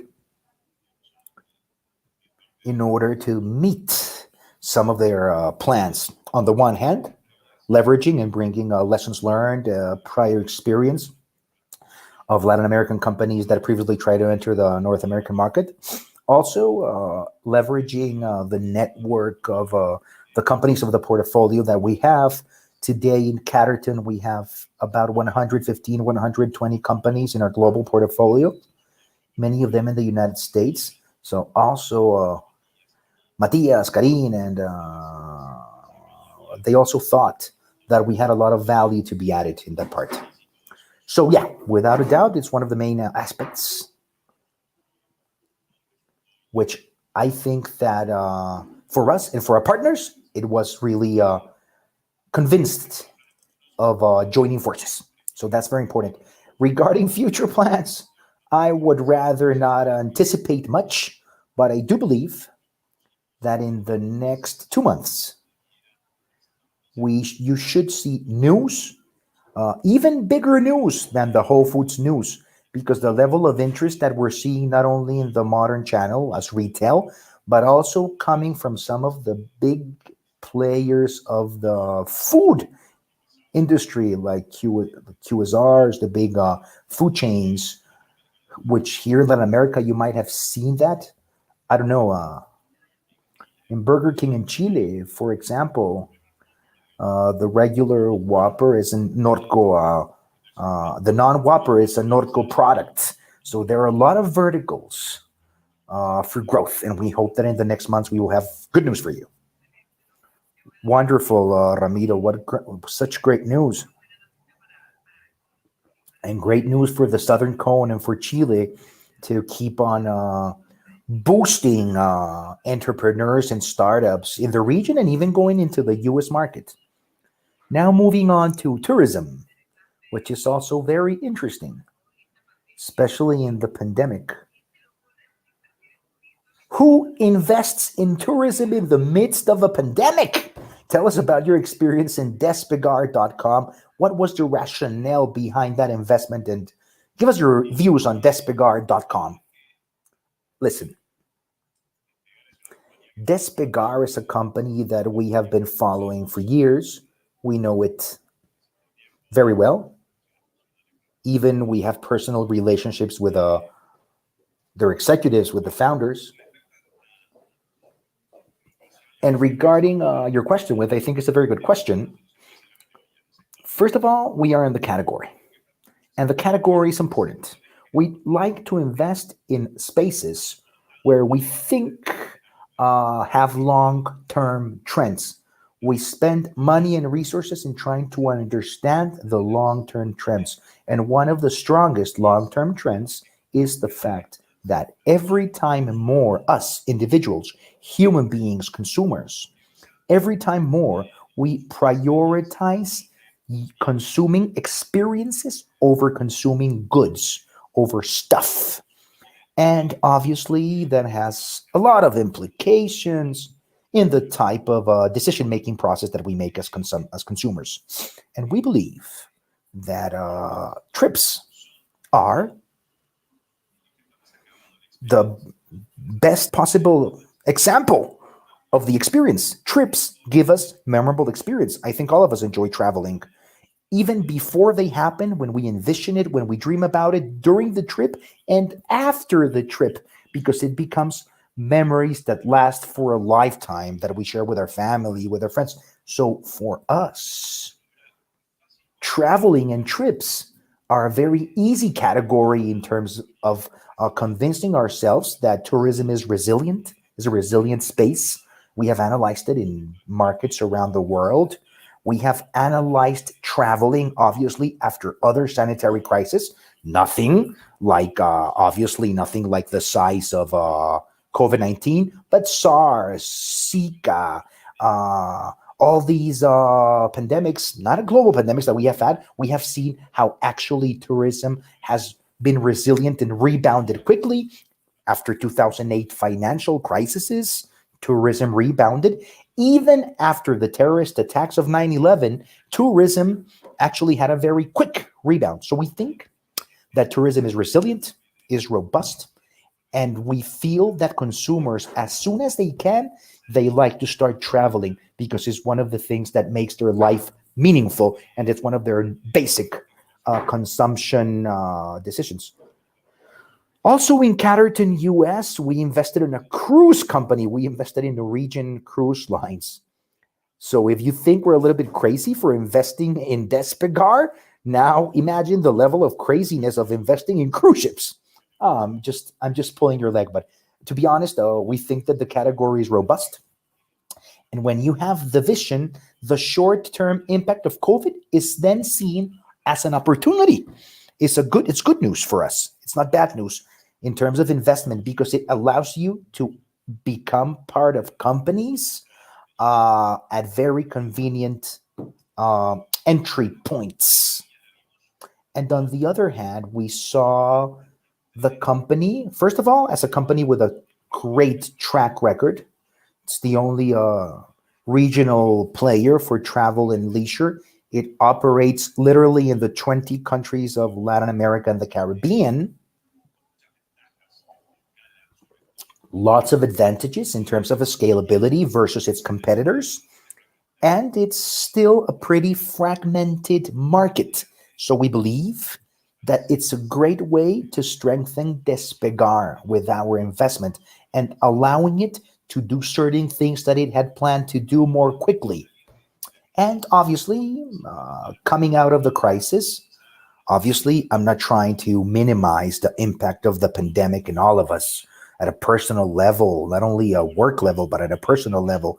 But once we start moving ahead and leaving the crisis behind, we want the company to emerge stronger. So that's a little bit of the logic behind the investment. Believe in the space, believe in the strategic plan of the company, believe in the execution of the company, and we believe that we can actually chip in, getting involved as investors and partners. Very interesting. You're obviously not so crazy because we're seeing global trends like Airbnb, like cruises, even airlines are getting funding, very big rounds of funding because precisely the market believes in midterm and long-term growth in tourism, which at first sight you might say this will never be better, but obviously maybe people will start traveling even more after the pandemic because after being in lockdown for so long, most probably travel and leisure will be a very big industry and there's going to be a very big appetite for this. So you're not so crazy. Great presentation, great rationale behind the investment. Thank you very much for sharing. It's very interesting to see how Despegada.com has this potential, and I'm sure we will see good news in the near future and in the long term. We have a couple of minutes. You talked about trends. I wanted to close with the following. You guys are experts in the consumption good category. What do you think that there are trends that are here to stay? Or do you think that are trends that are going to die after the pandemic? For example, tourism, you were saying that people are not traveling right now, but it's a trend that will change in the near future. Are there any other categories within the consumption category? Are there habits that you think are here to stay? In e-commerce, the boom that we had in e-commerce, do you think is here to stay? What do you think will stay and what will not stay in the post-COVID world? Okay, listen. As I usually say, I can't even foresee the past, so I don't try to foresee the future. But what I can tell you And what I can share with you is that we started to see in several markets, we're starting to see markets that are already in a different stage in terms of COVID 19 and focused on the categories that we know well. I think that it's not a surprise for anyone. Obviously, e commerce is something that everyone knows is here to stay, especially the participation, especially uh, e commerce as a channel is here to stay in levels much higher than they were previously to the COVID 19. In certain businesses in which we have investment, for example, in clothing, e-commerce represented 5 and 10% of sales. Now it's 35 and 40% of sales. We don't know if it will stay at the same rates. Maybe this has to do with the fact that access to traditional retail right now is pretty constrained. But maybe when we are past COVID 19 and we go back to business as usual, it will stay in high levels. In terms of tourism and leisure, we see this coming back strongly. There are certain things that I cannot talk about, so we can only refer to the information that is part of public domain. But if you take a look at the data that were disclosed in the call with analysts last week, I think that you can clearly start seeing the pace in which that tourism and leisure is coming back. Corporate traveling seems to be a whole different animal. Maybe there are more challenges. Maybe certain business trips that we did in the past will not happen or will not happen for many years. I think that in terms of business traveling, there will be long lasting changes. And then what I could tell you are certain things that come from proprietary research that we're doing. And it's very interesting. And it's that it seems like the pandemic is accelerating what you know, the people that know about sociology, they are accelerating what they call family formation. People people for example, people that didn't want to have children are having children, people that were not planning of getting married are getting married, people are starting to reformulate their family space, and this brings a lot of changes in sectors that depend on that, especially consumption. I would be cautious. I think it's still very we cannot have radical conclusions. But as an early indicator, it would seem that this is something that's starting to happen. The acceleration of those family formation processes, which obviously will bring a lot of new changes in terms of education, health, consumption associated to households. These might be sectors that will be benefited potentially. Ramiro, thank you very much. We could stay here for many hours talking with you, but it's time to go. Thank you very much for being here. Thank you very much for sharing this conversation. And thank you to the organization of the summit. Have a great day. Thank you very much. Thank you.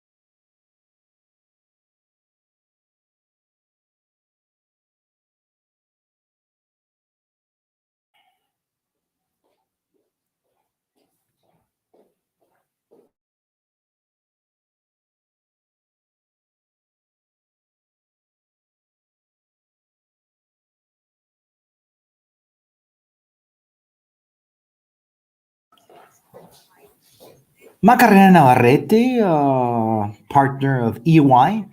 I have the privilege of bringing a great panel today.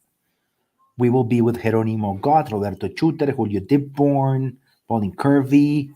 They are going to introduce themselves, and they're going to share with me, the panel, share questions that I will make to them in order to try to have an interesting conversation that will help us to understand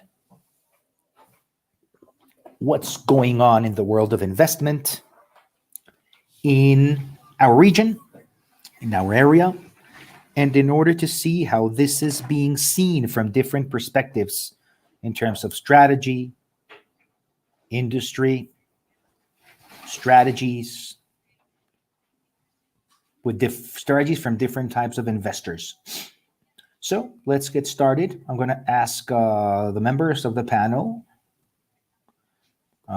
You can introduce yourselves briefly and introduce your companies. So let's start with Jeronimo. Jeronimo, what type of investment strategy are you and your company carrying out?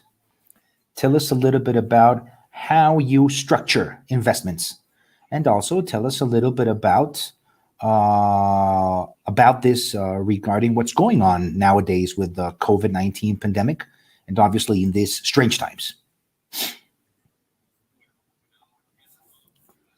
Good morning to you all. Thank you very much for this invitation. I can tell you a little bit about what we're doing nowadays, what we're seeing nowadays. I think that the pandemic is a very key element, to be honest. What do I mean by this? We can clearly see that our past strategy could be revised. The strategies that used to actually try to find stability in the projects was even better than the ones that were based on models and industries that were overvalued, except, of course, for cases of technology, which without a doubt have a great booming and a huge acceleration during the pandemic, due to the pandemic. So in that context, the reality is that we keep on trying to have a diversified strategy. This has, in our case, we have done well. Our portfolio has had cases that have been affected for good and for worse. And in average, I think that we have been able to have some acceptable and positive results, obviously in the midst of such a harsh situation like the pandemics. The strategy of diversifying in industries and in countries, this has been good for us. Also, as we can see, the levels of openings in the countries start changing by country and by region. So this has been interesting, and this is something that we will keep on doing. Having a good level of regional diversification and industry diversification. In terms of the type of companies, the usual mandates, companies which are well managed, companies that actually understand their spaces very well, companies that don't have a high level of leveraging, because we know that this type of cycles,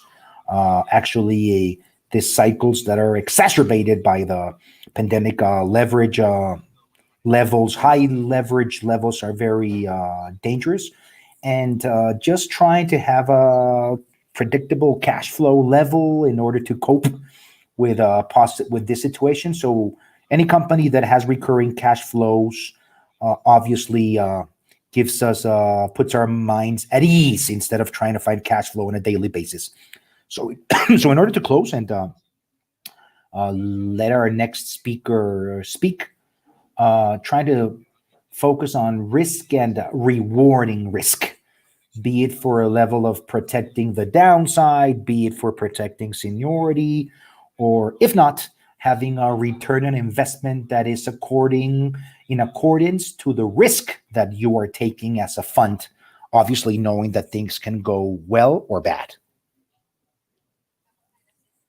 Thank you very much, Geronimo. That is something that we have seen also in EY, a lot of specific industries, specific digital industries, which are doing great. People trying to focus on protecting the cash flow, which is tough to handle in these times. Roberto, I wanted to ask you, before moving on to Julio, to family businesses, Roberto, what do you see in terms of investments in Latin America? Because I know you're present in different countries. What impact have you seen at a regional level? How are they evolving? How are the companies evolving? What is the regional diversification? How is this playing out?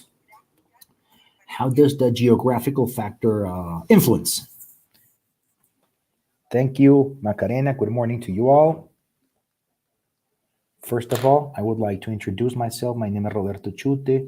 I am a partner of Rojatin Group, private equity in Latin America. Have been working in the firm for over 15 years. Before being here, I worked for Bank of America Latin American Fund for 5 years. So between this fund and Bank of America, I have been doing private equity for more than 20 years in the region. TRG is an asset management dedicated to investing in emerging markets. It's based in New York with presence in over 15 countries. And we have a mix of public and private funds. Specifically, we handle private funds. And in private funds, we have private equity, credit, and especially agricultural and forestry. All these funds have a big presence in Latin America.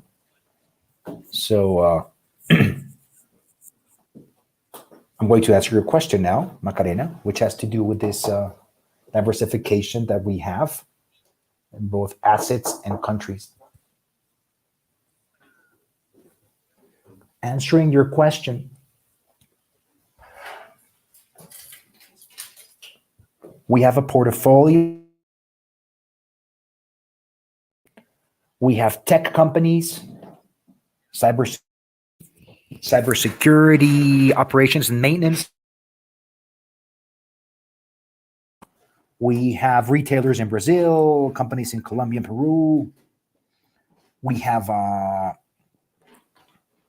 very different types of companies, transportation, agro-business in Argentina. As you can see, we are present in several countries of the region. As Geronimo was saying, we have had some with negative impact in our spaces, but others have been favored. And I think that it's worth mentioning each one of them. But especially highlight diversification, which at the end of the day allows us to actually mitigate some of the impacts that we have suffered. I also think it's important to mention in terms of sectors, the fact that we have invested in sectors as critical suppliers of sectors of the economy that are essential or relevant. So this pandemic, for many of them, have been able to keep on operating, keep on working, some of them with a higher or lower level of activity, but we haven't had businesses that are completely closed, like certain sectors like gyms and restaurants. So I think it's worth mentioning that at the beginning of COVID-19 pandemic, due to the fact that we have presence in other markets, global markets, we started by the end of February, beginning of March, we started to see what was happening in portfolio companies of our firm. So we quickly started to prepare together with the managerial team to see how we could start to get prepared to what we saw was going to happen. So, of course, we started talking about protocols, health operations, people, but there was a big effort from the beginning to try to maximize all the cash flow lines in order to have the biggest amount of liquidity that we could have, be it from governments, from banks, through lines of credit. So at the end of the day, in March, we topped all lines, all credit lines, and we left it in a separate vertical, ready for rainy day. We maximized liquidity. That was a decision. We maximized cash flow. Secondly, we took all the lines that we had in the line in terms of investment, capex, and all the initiatives of growth, and we put them on hold in order to see what would happen with the pandemic. With that said, this allowed us by the end of March to be at ease in terms of the fact that we at least had cash flow and the possibility of checking our dynamic, checking our different P&L day on a daily basis. With that said, the lockdowns in countries like Peru and Argentina were actually the longest ones and the toughest ones. And even though we are in sectors that might be mining or different things, the things that happened at March and April, in Argentina also, there was a big dynamic in terms of protocols of moving people between provinces, of mining companies allowing certain number of employees working simultaneously, and this actually brought a big break on a lot of operations in April and March in all these operations.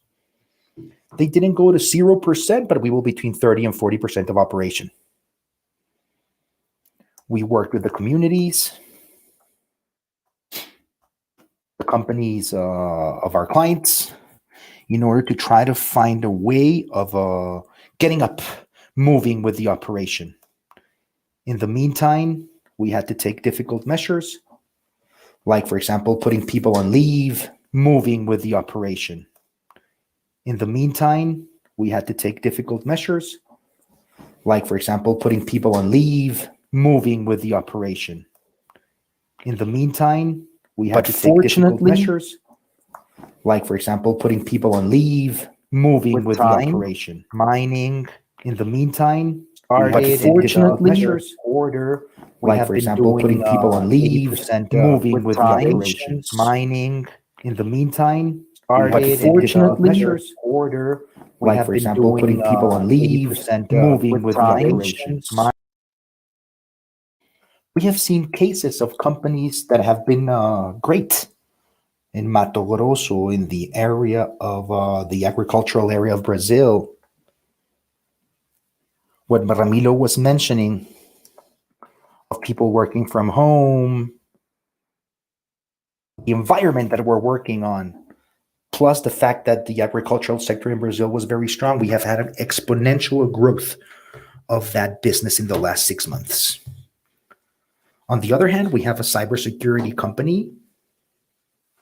All the trends of e-commerce, of working remotely, are also very important. Digital connections have boosted, and this is a business that has been very much seen very good growth. We have a food service company also in our portfolio, especially focused on food insert in public schools, where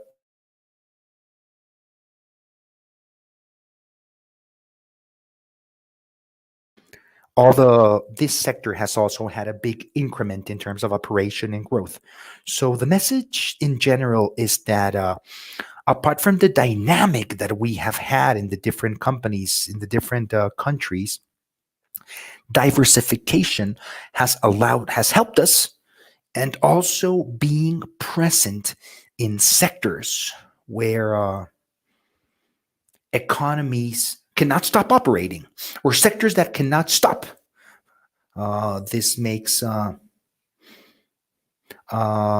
bringing resilience to our current portfolio. To finish, certain sectors operate in dollars. That's their currency, which is another relevant factor when you are thinking about what has happened in the region and how it has affected currency. in this situation. That's a general overview that I could share, Macarena, and let's move on with the panel. Thank you very much, Roberto. I have another question that I want to ask to you in terms of for how long will you have those investments on hold? But that will be my further question. Now let's move on to Julio. Julio Confirmager. Julio, we want to know, in terms of a structure of family businesses, investments done from family businesses. Can you tell us a little bit about what opportunities do you have or have you seen in order to provide flexibility to financing structures? What distinguishes your type of investment when compared to other type of investor? Thank you very much, Macarena, for the invitation to the panel. I work in Mejev Investments, which is Mejev Investments. I am in the team of private equity with another 3 people. As you said, this family office structure and our competitive advantage when compared to other funds is flexibility that we have in order to move in the capital structure. We have done major acquisitions, classical private equity moves.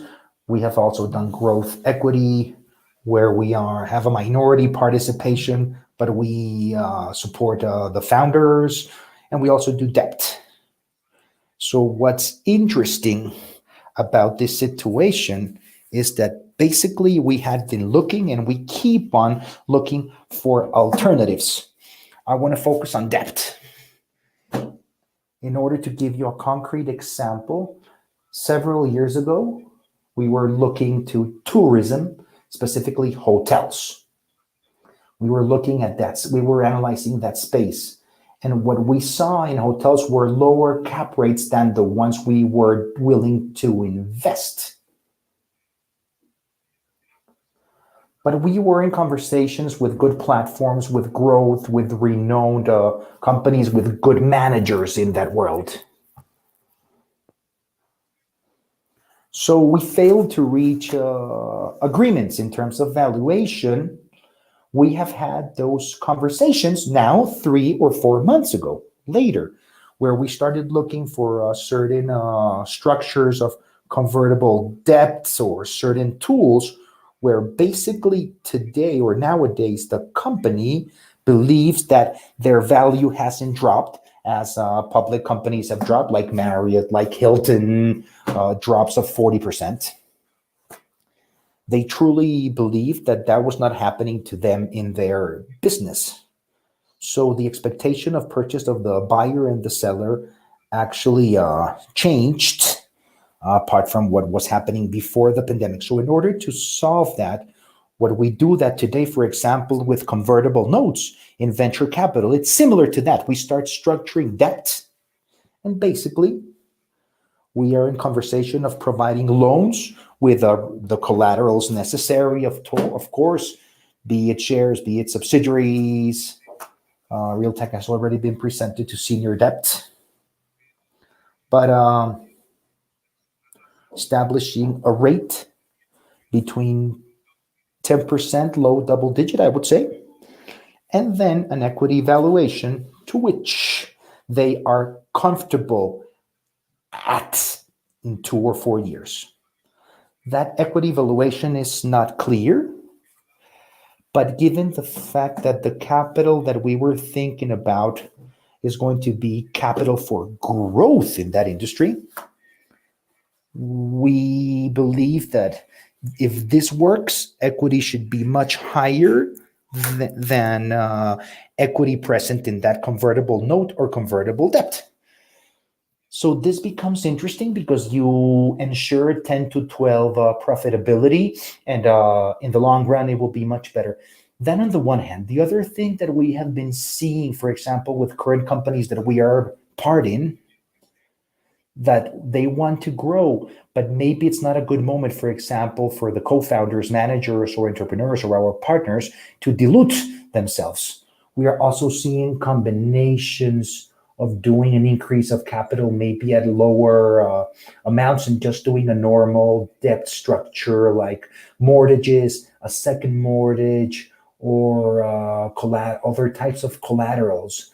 But in that sense, we can provide the capital to the company, and the other companies that don't have the rest of the capital avoid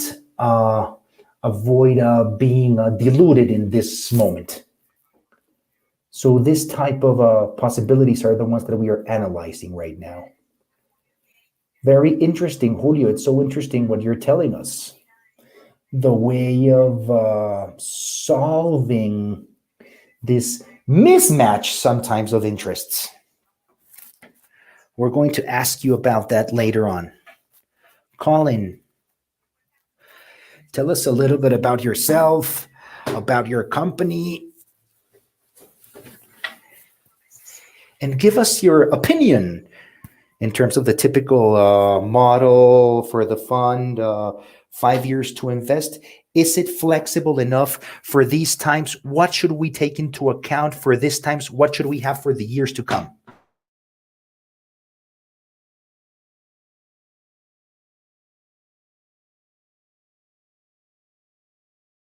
Thank you very much, Macarena, for having me. Thank you very much to the rest of the participants. I work with IFC Asset Management Company. IFC is the private branch of the World Bank, and within the IFC, we are a captive private equity, which was formed 10 years ago. We have raised $10 billion in the last 10 years. With 3 different funds. We are a global company focused on emerging markets, 100%. And of the $10 billion, I would say 20% is IFC capital, like sponsoring, and the rest are institutional investors, third-party capital. And I manage a fund that has 2 regions, Africa and Latin America. I would say, Macarena, and I agree with all the topics that you have talked about: performance, diversification. Some of them have had good performance, others have had other obstacles. But in order to answer your question, in tough times, in crises, I think that it's an opportunity for innovation in any industry. And this is a personal vision. I'm not talking on behalf of IFC. Me, I have been 20 years in private equity, 10 in Europe and in London, and the last 10 here with IFC. I feel that the classic model of 10-year funds, 5 years investment periods, we could innovate. I don't know if it's the first moment. I don't know if it's the best time for innovation, especially in places like Latin America. Why do I say this? 3 things. One, it's the point of view of the investors. Most of the investors of private equity are big institutions. The good thing is that they're constantly allocating more capital, and they're looking for long-term investment because they have liabilities of 10, 20, 30 years, and they're looking for doing a matching of investments that are long-term to their liabilities. We have a 5-year period. 5 years is not long-term for us, for the general partners. And within those 5 years, we know the type of pressure every year to invest an important portion of the fund. So apart from the fact that the fund, we say it's 10 years, it's actually 5 years of investment, and it doesn't provide the right level of flexibility. That's what I think. Also, we all know that there is a almost perverse incentive. If we have a very profitable investment, for example, to sell it in order to actually have that sale to actually cover the fund as a whole. Some say that we have a perverse intention to sell our biggest performing investments. And at the end of the day, in terms of companies, not all of them, but most of the companies that we talk to would rather also have long-term capital or partners without the pressure of selling in the long term. So it's not an easy solution. Innovating is tough. Innovating requires trial and error, which you see in the global scenario. But within those parameters, what the investors want is flexibility that the different LPs and companies have. I think it's what they want is space in order to try to find new formats. And at the end of the day, I would say that Latin America, who has been two vintages very complicated due to macro reasons that we are all aware of, having the possibility of being more flexible for entry and for exit, I think would be a great bonus and a great advantage for the future of the whole chain of private equity. Excellent. Thank you very much, Colin. We are now going to talk. We're going to go back to Jerónimo. And Jerónimo, now I think it's a great moment to ask you, Jerónimo, help us to understand which industries are more protected for you in this moment. Which industry should we be investing in? I want to know your secret and your insight and for you to recommend some. Okay. I don't know if there's a secret sauce that I could share, to be very honest, but I think that as the question is laid out, industries that are more protected, industries that we should be invested in, it doesn't have to be the same question. It doesn't have to be, it doesn't have to match protection versus where should we invest. That doesn't have to match. Essential services were very important when entering the pandemic, but what would happen once the vaccine comes, for example? Just to give you an example. So the reality is that we have had certain protection with companies in the health market or companies that don't have a relation necessarily to senior living, for example, who is on one channel that is a little bit different from the macroeconomic channel. They go more with demographic features and the implicit needs of the sector. I would say that the big question here is, once they can defend themselves from this situation versus industries that have been resilient, the topic of health, essential services, topics like home improvements, for example, which were mentioned in the call. And the question is, when looking forward, once the economy starts opening, how is the share of wallets going to be implemented, and where will that expense go to once we find alternatives, which we don't have nowadays? So the question would be, what are the people going to do? We were talking about tourism. As you were saying, people are going to want to go out to travel, as Ramiro was saying in the previous conversation. People are going to try to to experiment new things after 6 months or 1 year of lockdown. So I think that it's going to be an industry that is going to rebound very strongly. Obviously, we have to see the speed, the context, and obviously that's going to be an interesting thing to analyze. I think that what it has to do with technology will keep on having a very important influence, because apart from the kickstart of what was for many projects a pandemic, what's true is that people have become aware of the important role of technology in any organization. So, for example, hybrid models like break and click are very important, and how we are going to adapt to those models is going to be a very important factor in the future.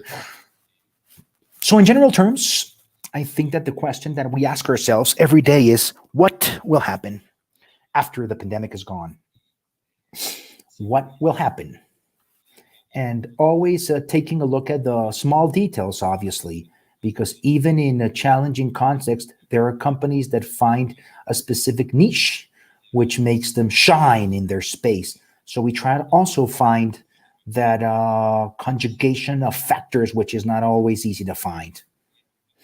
And on the other hand, we have, and related to what you were saying, we have a vision of constructing platforms, which start with a smaller size. We have a long-term vision. So in these types of, once you take a posture in terms of certain industries that might not be related or fundamentals that surpass the economic cycle, you start building them and you start making the most out of the different moments in order to average the level of investment in the platform. There are moments where you might be paying more or whatever that is compensated or balanced with moments where you make your dollars value, have a higher value, and have investments that are a little bit more protected in the long run. So that is a little bit of my vision regarding your question. Thank you very much. Very interesting consideration in terms of time in this period. Up to when will we invest in companies and how to not exit too early, but not exit too late? So, Roberto, tell us a little bit about on your side. What do you think about this? What sectors should we be investing in? And based on what Jerónimo said, when should we be investing in those sectors?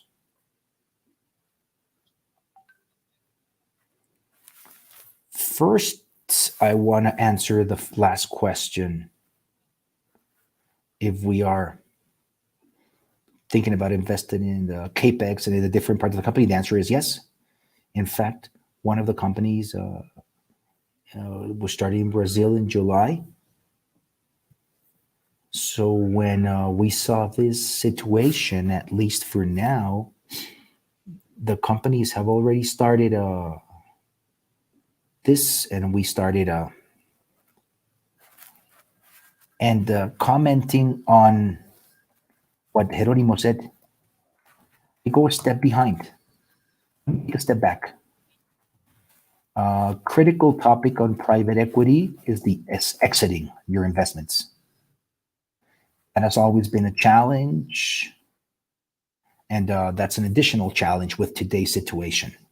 So when you analyze sectors, I think that several already said that certain sectors, certain structures, I think that there's a couple of factors that are worth mentioning. Number one, the regional presence of companies. Apart from sectors, it's important to know or to have in our portfolio investments that can be expanded regionally, be it in the Southern Cone, with other countries of the Andean region. I think that there are successful models. We have to take a look and analyze opportunities of taking that know-how and apply in other countries. But I think that at the end of the day, as an asset, it becomes more attractive at the end of trying to do an exit, because that diversification can also be interesting for the strategy. And that is something that we have done in our company, in the portfolio. And when we take a look at this regional diversification, I go back to the point of the sectors. Which ones can be interesting for those strategies? When I go back to the Southern Cone, I split it in two. More than what the pandemic has brought, there are sectors that from a structure point of view, one has to do with natural resources and one has to do with human resources. I think that in the countries of the Southern Cone, for all of us, everything that has to do with agriculture and with the food chain and food supply, I think that those are sectors that are resilient, that have growth opportunities, that have competitive advantages. These sectors and subsectors, I think that is a sector to take into account when we are trying to see what's happening in the southern cone. Mining, natural resources also in Chile and Argentina are also important in countries like Peru. Everything that has to do with mining is also interesting. What I mean by this is not going to businesses that are related to commodity risks necessarily, but going into sectors that could indirectly cater to this, like services or goods that provide added values to the production chain.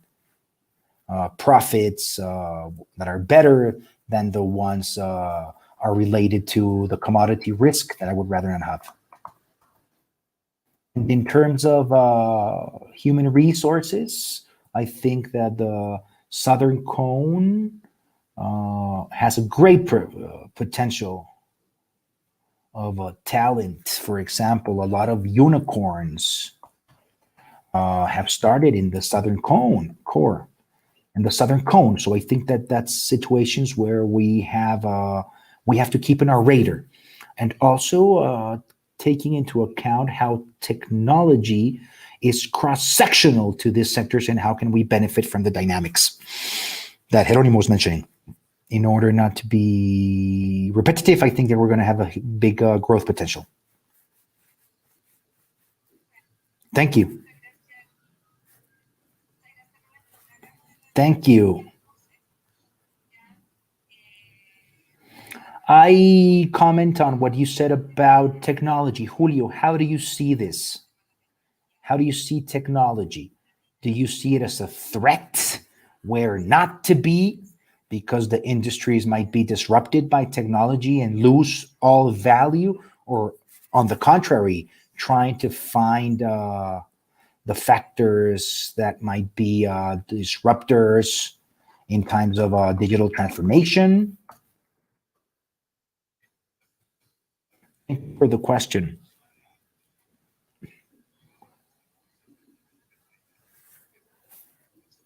This is very important, but as we see it, it's that nowadays, as a private equity manager, it's very important to ask yourself how technology in the companies you have invested or you're about to invest in, how can it be a disruption in the industry or an opportunity?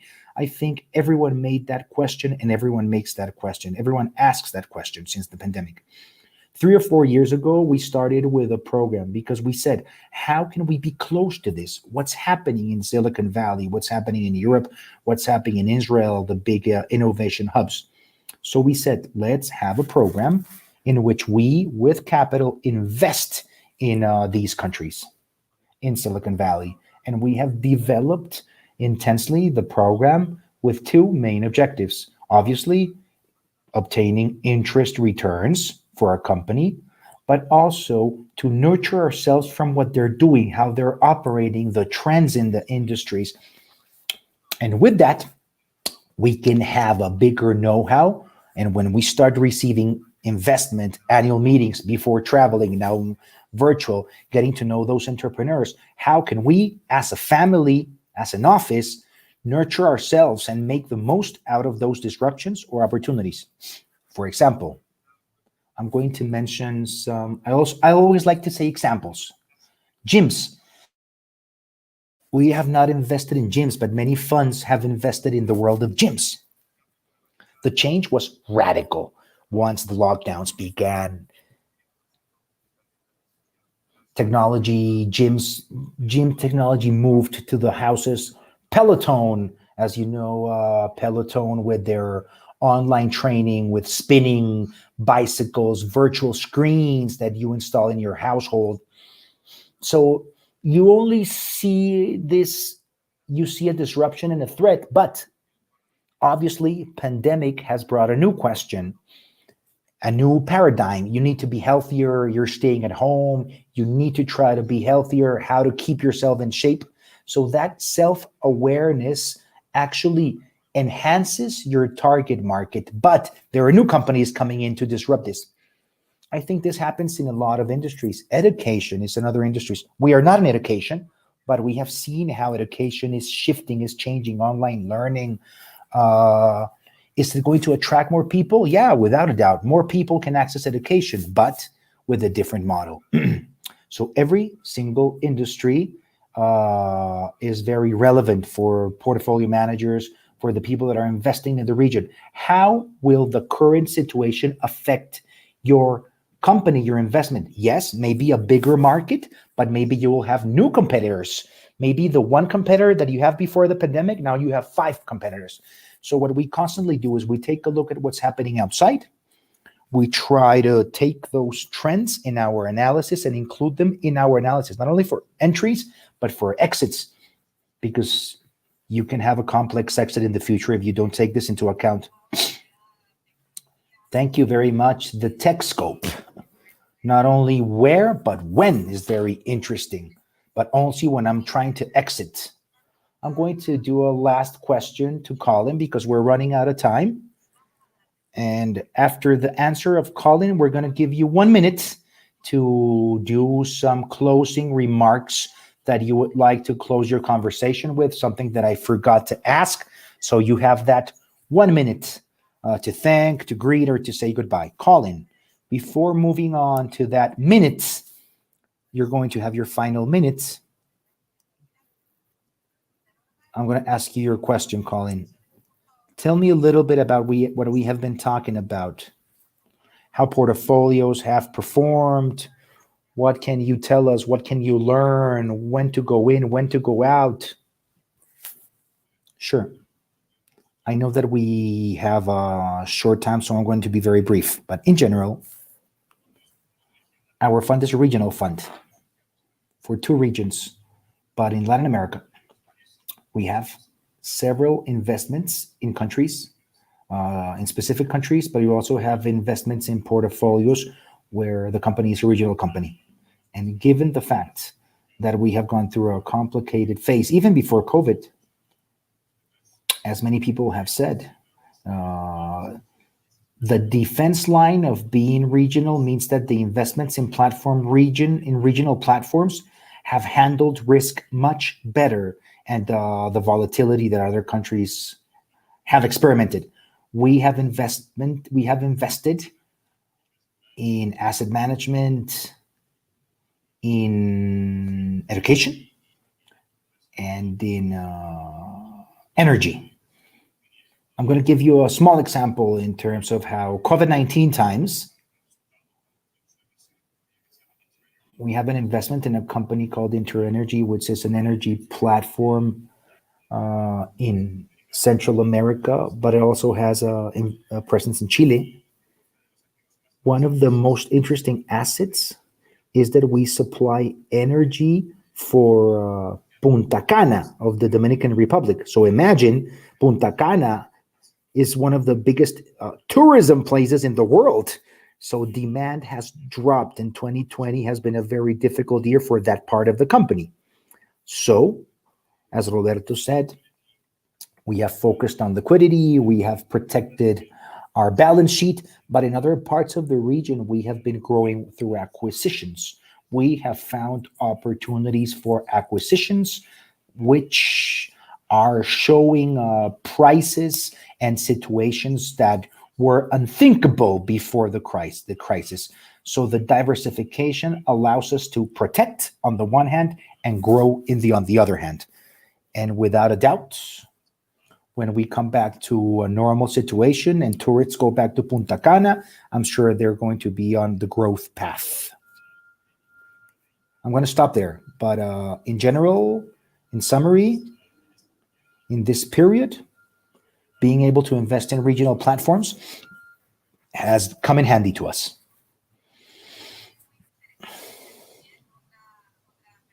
Very interesting to have that perspective. Thank you very much, Colin. Jeronimo, your last minute, your last remark.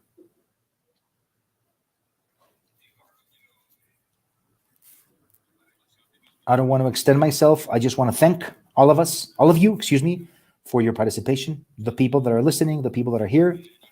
I want to send you a message of hope. It was a tough year. It was a year of adapting to a lot of situations, specific situations, different situations. I am optimistic that in this context, we will keep on innovating and keep on growing and trying to find opportunities on where to make the most out of the situation. Thank you very much, and I am at your service. Thank you very much, Roberto.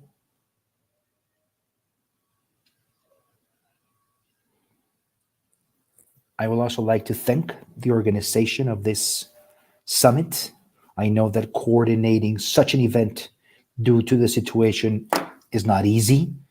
So I want to thank all of you, all the people that have been working for this to actually happen. And from the business standpoint, I think that we are in a situation that is complex, it's difficult, yes, but it's a time of opportunity. For the region and for South America, it's a difficult time. But I think that if we actually prepare ourselves properly, it's going to be a very interesting opportunity also when looking into the future. Thank you, Roberto. Julio.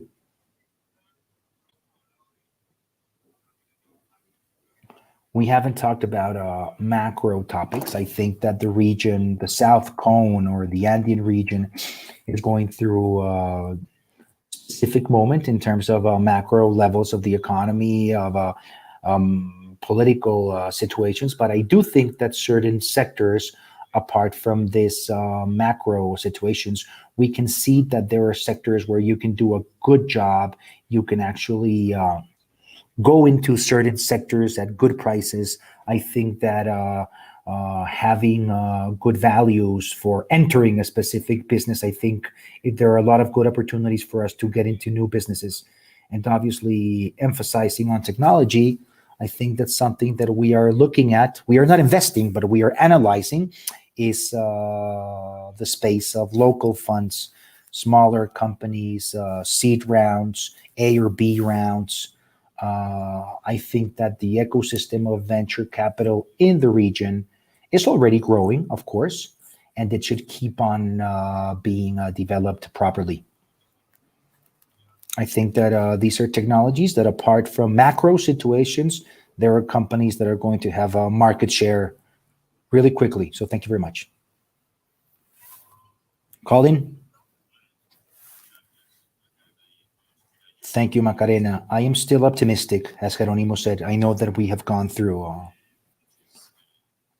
difficult moments, but the need of capital for the region is bigger than always. The lack of capital, if compared to the percentage of private equity, when you compare it to the GDP allocation to the region, and I obviously have a bias because I am in the region, but after 20 years in the industry, I know that private equity business is the way to go with innovation, with the talent of the general partners that we see in this panel. I think that we can innovate, we can make progress, and we can actually foster growth in the region and fantastic returns for the investors. Thank you very much, Colin. I feel I am very lucky to have such a panel. Thank you very much for your comments. Thank you very much for your industry data. Thank you very much for your vision of the future, when to enter, when to exit. Thank you for your comments on technology, on economic and social aspects, or regional vision. I think this has been an extraordinary panel. Thank you very much. I hope the audience enjoyed it as much as I did.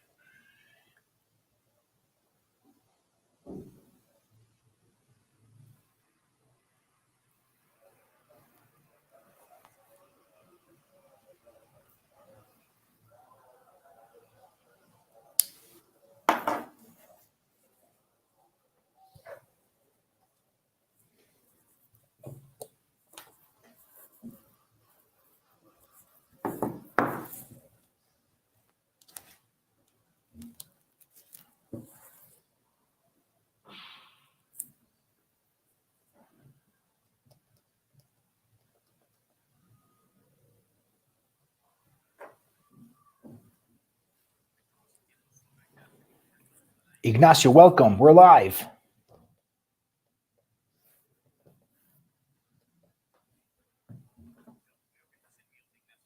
I think that you're muted, Ignacio.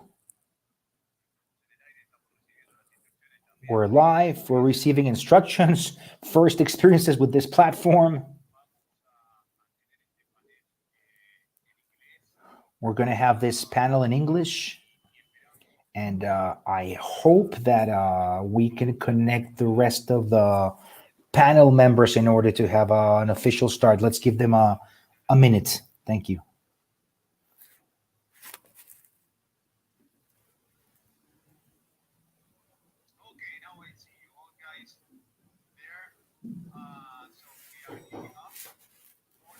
Muy bien, acá estamos. Muy buenos días a todos. Bienvenidos a este panel. Yo soy Ignacio Heckel, trabajo con EY. Este es un panel de socios inversores. Quiero decirle que es la primera vez que tenemos un panel dedicado a escuchar las voces de los socios inversores, de los limited partners, de los LPs. Estoy feliz de presentarles a nuestros grandes panelistas. Tenemos a tres excelentes, experimentados profesionales en el área. Sara Benani, quien es el IFC Investment Officer de IFC. Andrés Ackerman, que trabaja en IDV Invest como un oficial de inversión. Y José Sosa del Valle, quien es un socio en Lexington Partners.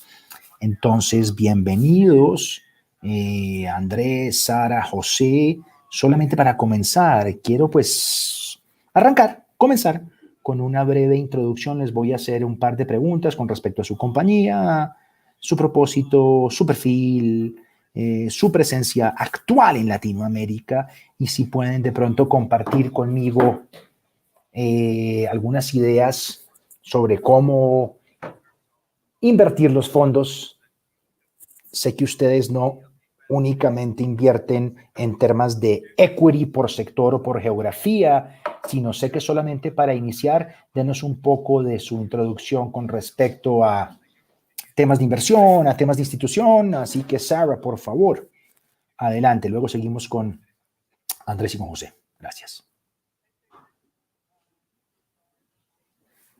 Ignacio, muchas gracias. Me alegra mucho estar acá.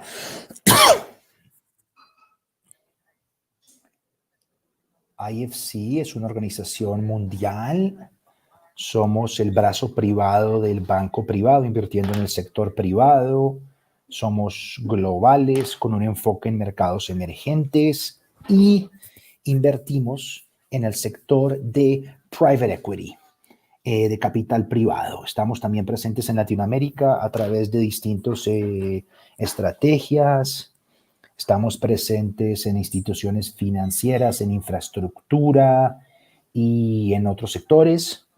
Y yo soy parte de un grupo que se llama Fondos de Tecnología Disruptiva. Es un grupo de capital privado de IFC y estoy basada en Washington, DC, con mi colega y con mi equipo, y también tenemos socios o contrapartes en Latinoamérica. En términos de la estrategia para nuestro grupo de capital privado, somos muy selectivos en Latinoamérica. De hecho, tenemos un portafolio de 60 fondos en los que hemos estado invirtiendo. Hemos comprometido $1 billón a la región. Nuestro enfoque principalmente son fondos mid-market, regionales, y también esto es para nuestro grupo de capital privado, y estamos también hablando de nuestra exposición de capital emprendedor y demás en la región. Gracias, Sara. Andrés, por favor. Gracias, Ignacio. Gracias por la invitación. El Banco Interamericano de Desarrollo, que es el IDB Group, como ustedes saben, es un banco de desarrollo regional enfocado en Latinoamérica y en el Caribe. Como institución, damos todo tipo de asistencia técnica, hasta préstamos y lo demás, a países para reducir la pobreza y la inequidad en la región. IDB Invest es el brazo del sector privado de IDB.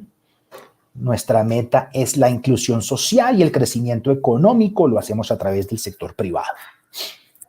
Trabajamos donde estén nuestros clientes. Tenemos 47 países miembros y 26 de estos países están en la región. Tenemos oficinas en todos estos países, así que tratamos de estar cerca de nuestros clientes. Y en términos de nuestro negocio, esto ha sido un año bastante inusual, así que hemos decidido expandirnos para apoyar la pandemia del COVID y creo que tendremos más o menos 7 billones en transacciones al final de este año. En términos del fondo, nosotros históricamente tenemos 66 fondos. Hasta ahora tenemos en proceso 8 fondos, esperamos llegar a 10 para llegar a casi 200 millones de dólares para el final del año, lo cual ha sido un año muy significativo para nosotros y nuevamente es parte de la estrategia del banco perseguir y apoyar e ir detrás de este fondo para ayuda al COVID. Nuestras actividades no solamente están en temas de capital privado, también trabajamos con growth capital, con capital de crecimiento, a pesar de que hacemos algún tema de crecimiento temprano, pero nuestra institución IDB Lab, en lo que tiene que ver con capital semilla. Entonces, ¿a qué me refiero? Tratamos de estar en todo el espectro para apoyar a nuestros clientes. Seguimos ciertos parámetros, seguimos las prioridades de IDB. Tenemos 3 segmentos principales: instituciones financieras, infraestructura y corporativo. También con un pipeline dirigido a telecomunicaciones, agricultura y otra serie de espacios y verticales en distintas geografías. En términos de geografía, únicamente invertimos en Latinoamérica y en el Caribe, invertimos regionalmente en fondos regionales y de país. La mayoría han estado concentrados en los mercados más grandes, en los fondos de esos países, pero estamos activamente buscando inversiones en mercados más pequeños. Generalmente entramos a través de algún tipo de fondo regional, pero eso es algo que es de mucho interés para nuestra institución. También buscamos apoyar nuevas clases de activos, nuevos tipos de activos o mercados. Por ejemplo, trabajamos con nuestra institución hermana, IDB Lab, para tratar de promover lo que es deuda emprendedora, venture debt, y lo hacemos como grupo.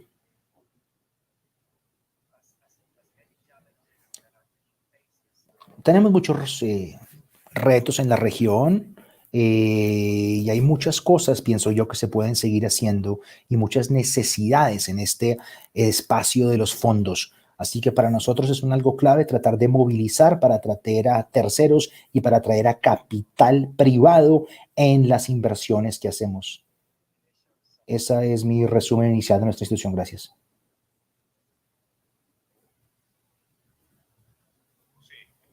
José, the floor is yours. José, adelante, por favor. Lexington Partners es un fondo de capital privado, que tiene muchísimos, más de 20 años, 60 billones de dólares de capital, de 400 LPs, de 400 socios inversores, un gran porcentaje de ellos de Latinoamérica, y buscamos usar ese capital en distintas estrategias primarias, secundarias o terciarias. Hemos estado en Latinoamérica por más de 15 años haciendo inversión, pero abrimos nuestra oficina hace 5 años únicamente. Hemos estado en la región por la que yo soy responsable y desde entonces pienso que hemos desplegado, usado $500 millones en 20 fondos a través de las 3 estrategias que mencioné. Primordialmente el tema de private equity, de capital privado y crecimiento, mucho menos en capital emprendedor, a pesar de que cada vez está tomando más relevancia. Muy bien, muchas gracias, José. Por supuesto, tenemos muchísimos general partners y otro tipo de inversionistas dentro de la público. Entonces, mi pregunta para ustedes sería, ustedes toman dos decisiones en el momento de invertir. Una en la parte como coinversionista o como gestor de fondos y otra como la compañía en la que quisieran entrar. Entonces, específicamente para la región, ¿cuáles son las características que ustedes evalúan al elegir o al decir voy a invertir? Ambas, para los coinversionistas y para la compañía objetivo. Y ustedes como gestores de fondos. Cambiemos el orden. José, si quieres comenzar, luego entramos con Sara y con Andrés.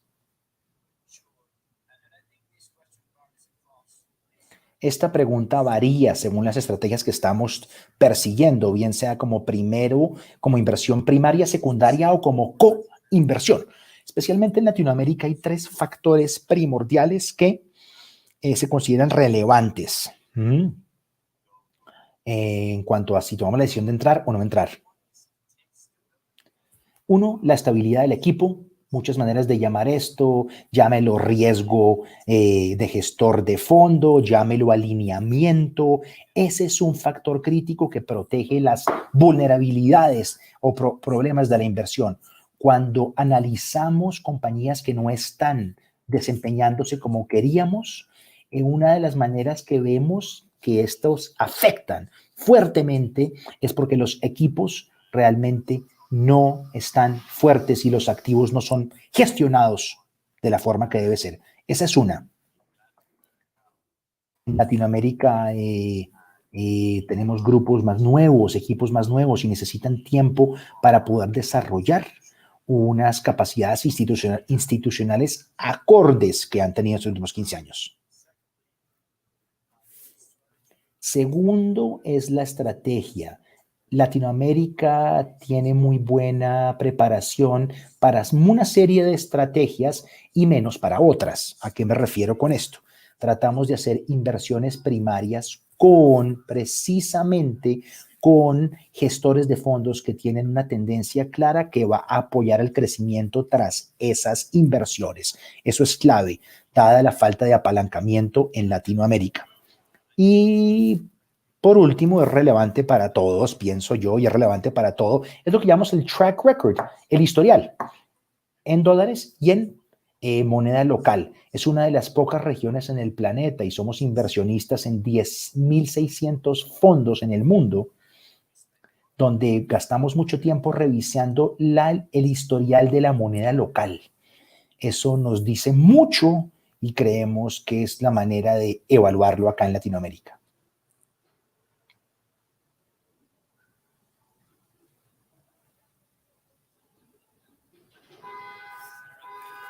Sara, ¿quieres comentar? Estoy de acuerdo. Estoy de acuerdo con lo que dijo José. Totalmente de acuerdo. Estoy de acuerdo como inversionistas de capital privado, muy importante en la selección de los socios y los gestores de fondos. Hay que ser muy selectivo en la región y estamos muy enfocados en estas relaciones. Las relaciones que podamos continuar en el tiempo y poder seguir invirtiendo a largo plazo son muy importantes.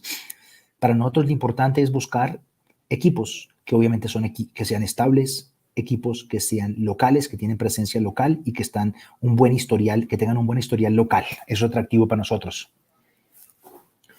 Somos inversionistas en dólares, pero también analizamos los retornos en moneda local, ya que sabemos que la región es pues muy sujeta a volatilidad también. Entonces, para nosotros es muy importante ver ambos, dólares y moneda local. También estamos buscando socios que estén alineados con nosotros en términos de buenas prácticas. Estamos buscando también retornos comerciales y en nuestra experiencia, los que están entregando este tipo de retornos comerciales son los que también están entregando el mejor impacto.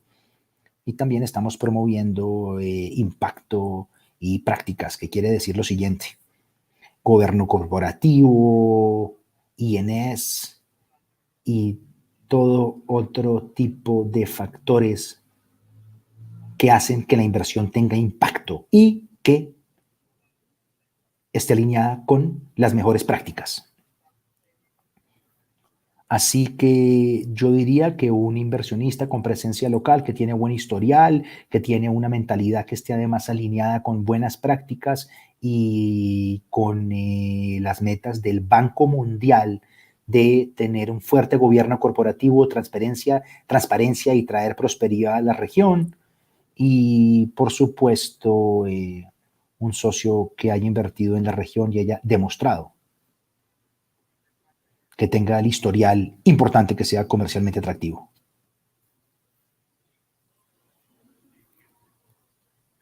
Muchas gracias, Sara. ¿Qué diría usted, Andrés, con respecto a esta cuestión?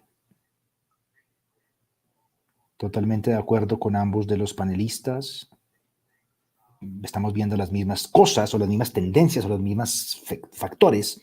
Debo mencionar que nosotros somos también un inversionista de crecimiento y también no invertimos en, lo, en los fondos más grandes. Buscamos el mercado medio e invertimos donde se necesita, donde nosotros podemos traer valor, donde nos necesitan.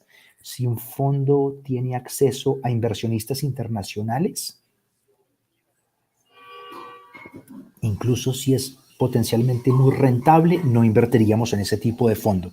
Buscamos fondos en los cuales somos necesarios, en los cuales en las inversiones hay una falla del mercado y estamos tratando de promover modernización de las empresas, empleo, una cantidad de cosas que son las que buscamos nosotros en el IDB. Pero como cualquier otro inversionista, obviamente buscamos tesis comunes y usamos parámetros comunes. ¿Quién gestiona el fondo? El equipo, el track record, el historial de comportamiento. Hay ciertos mercados con historiales un poco más cortos porque son mercados más jóvenes, digamos. Hay temas que son nuevos en cierta escala en la región. Entonces eso es algo en lo cual vemos equipos muy nuevos en ciertas industrias. Tratamos de hacer eso. Otra cosa que yo diría es que buscamos gestores de fondos que tengan metas como las nuestras en términos de mejores prácticas, que puedan contribuir ahí. Pensamos que eso es buen negocio y además es buen negocio a largo plazo, toma esfuerzo. Eso es lo que tratamos de buscar. Desearíamos tener capital ilimitado, pero tenemos que escoger bien. Estas inversiones y estas relaciones son a largo plazo, entonces es muy importante escoger con quién trabajamos. Gracias, Andrés. Quiero enfatizar en algo que ustedes mencionaron, que es lo siguiente.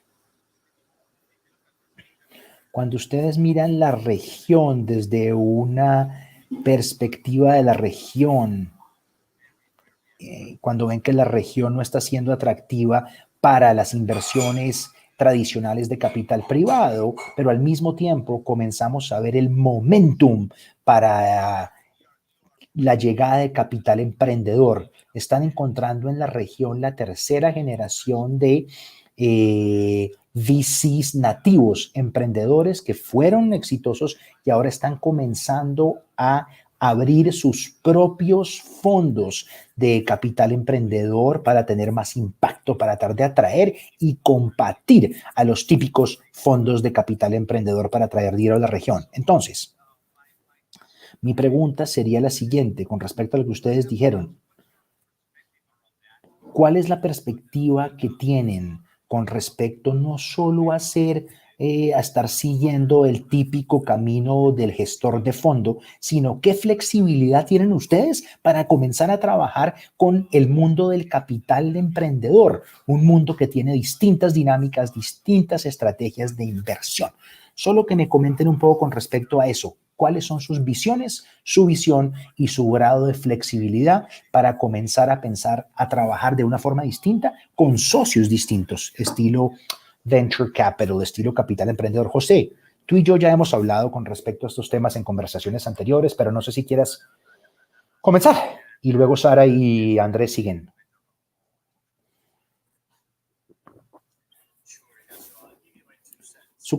Te voy a dar mi opinión.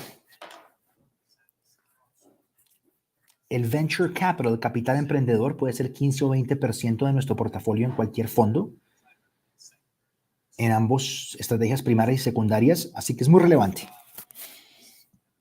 Tenemos una oficina en Menlo Park, en Sun Hill Road, en Silicon Valley, por más de 22 años y ha sido una gran experiencia para nosotros desde un punto de vista de desempeño, es contracíclico, es complementario al capital privado por varias razones. Tienes liquidez en distintos momentos porque funciona más con el mercado y distinto funciona.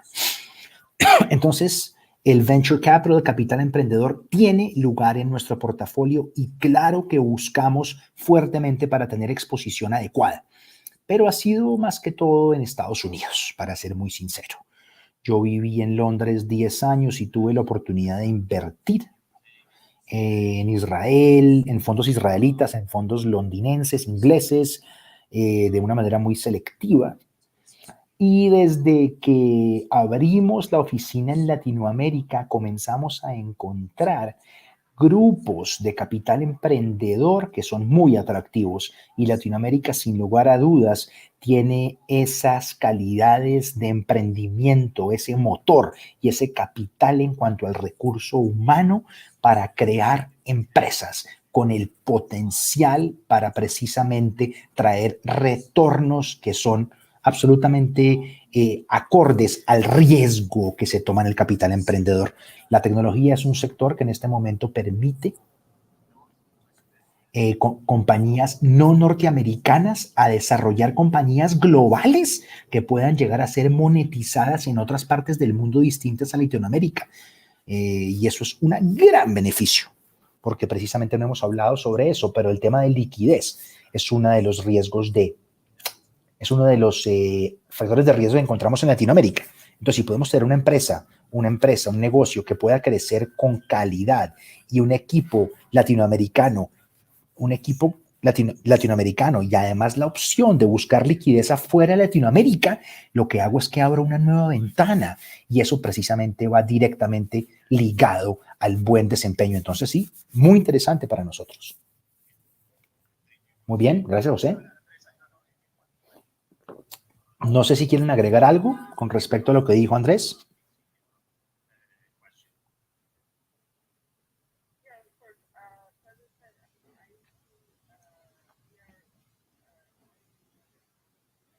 Estamos muy interesados en este capital emprendedor y tenemos un equipo dedicado a cubrir este tema de capital emprendedor y tecnología dentro de IFC.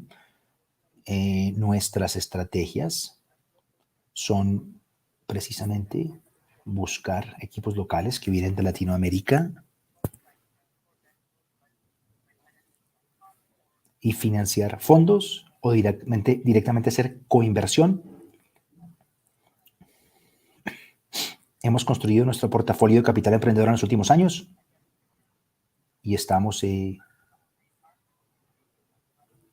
nuestros mercados principales son Brasil y México, los cuales vemos como ecosistemas suficientemente grandes para poder entrar los fondos de capital emprendedor de Brasil, etcétera, pero estamos buscando más equipos que sean locales en Brasil y en México o fondos regionales que cubran todo la TAM. En términos de estrategia, estamos buscando fondos de crecimiento de etapa tardía, series B, más o menos es la etapa en la que nos interesa, pero también también nos gusta cubrir temas de aceleradoras, etapas tempranas. Tenemos un programa de aceleración también dentro de IFC, en el cual estamos involucrados con distintas compañías en la región para ayudar a crecer al ecosistema y fomentar y ampliar el pipeline.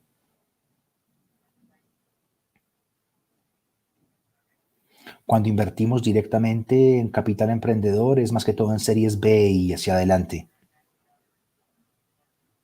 Invertimos en un par de fondos y consideramos que tenemos algún tipo de relación si queremos seguir hacia el futuro y seguir haciendo coinversiones con ellos a futuro. Entonces, sí. Gracias, Sara Andrés.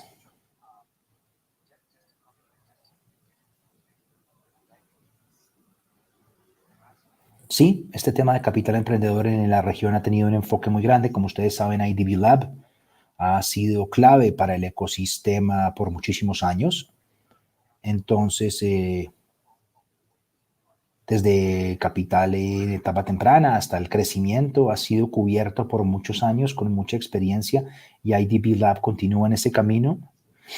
Nosotros en IDB Invest estamos empezando a ver crecimiento en etapas más tardías en temas de capital emprendedor. Entonces tratamos como institución de cubrir todo el espectro del ciclo de vida de las compañías, desde etapa muy temprana hasta llegar a rondas B, ronda C y más adelante. La realidad es que existen muchísimas empresas que reciben capital semilla, no prosperan, no tienen escalabilidad y muchas veces es porque es un negocio, pero pues no hay disponibilidad de capital para esa expansión en Latinoamérica. Entonces tratamos de entrar en esos momentos. No hay suficientes fondos dedicados a eso. La mayoría de fondos cubren todo el espectro, pero hay muchos que han llegado últimamente, así que estamos mirando esas oportunidades. Ya hemos hecho inversiones en este tiempo. Muy bien. Esto puede ser música para los oídos de muchas personas acá, lo que están diciendo ustedes. Así que estamos muy contentos de oír lo que escuchamos de ustedes hoy. Entrando a otra pregunta, de pronto ustedes lo tienen claro, pero la región compite en la economía global para atraer inversión extranjera. Y el ambiente, por supuesto, es muy competitivo porque es un ambiente global. Generalmente ustedes están involucrados en ese tipo de peleas y discusiones. ¿Cuáles son los riesgos específicos que ustedes encuentran en Latinoamérica y cómo mitigan o lidian esos riesgos? Especialmente hablando del riesgo principal, por ejemplo, cuando hacen su lista de potenciales riesgos, seguramente hay muchos otros que hay que considerar que son específicos a la región. Y por otro lado, ¿dónde ven ustedes que la región tenga su mayor grande factor competitivo al comparar a Latinoamérica con otras partes del mundo? Y si quieren un último comentario con respecto a esto, podemos empezar a cerrar. Si me pueden de pronto en una idea o en una cifra, darme una cifra para cerrar con respecto a la prima adicional que la región tiene que tiene que tener como retorno a la inversión para poder ser atractivo y ganar en este escenario. Andrés, si quiere, comencemos con usted. Seguro.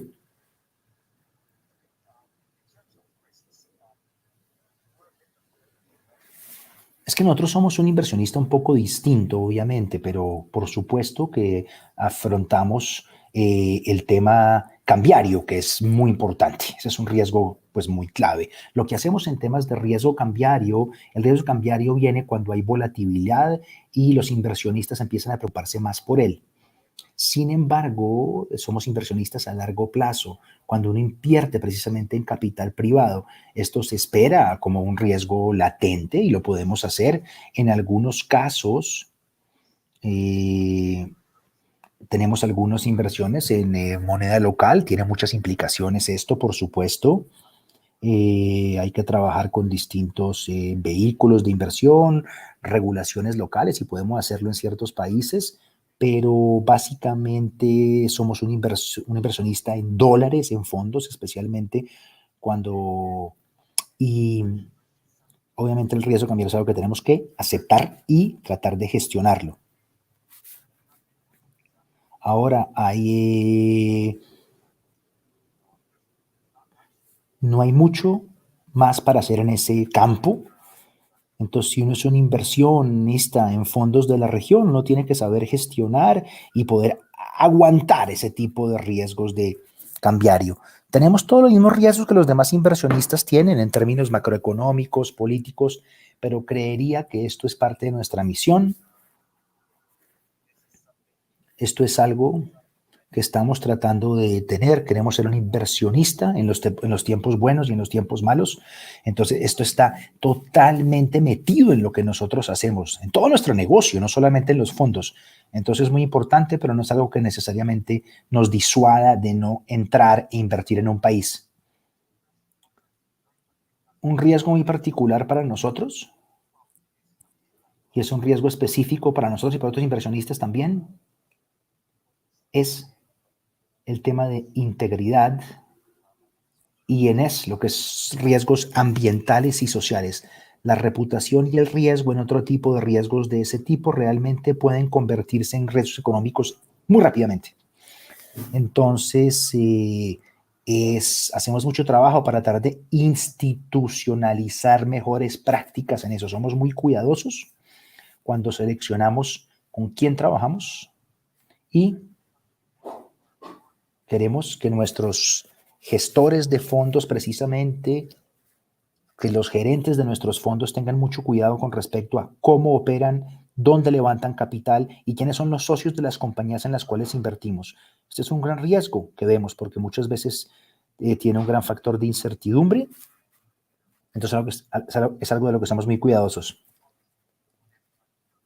Otra cosa, lo que todo el mundo tiene que lidiar con, equipos nuevos en distintos mercados, el historial limitado de estos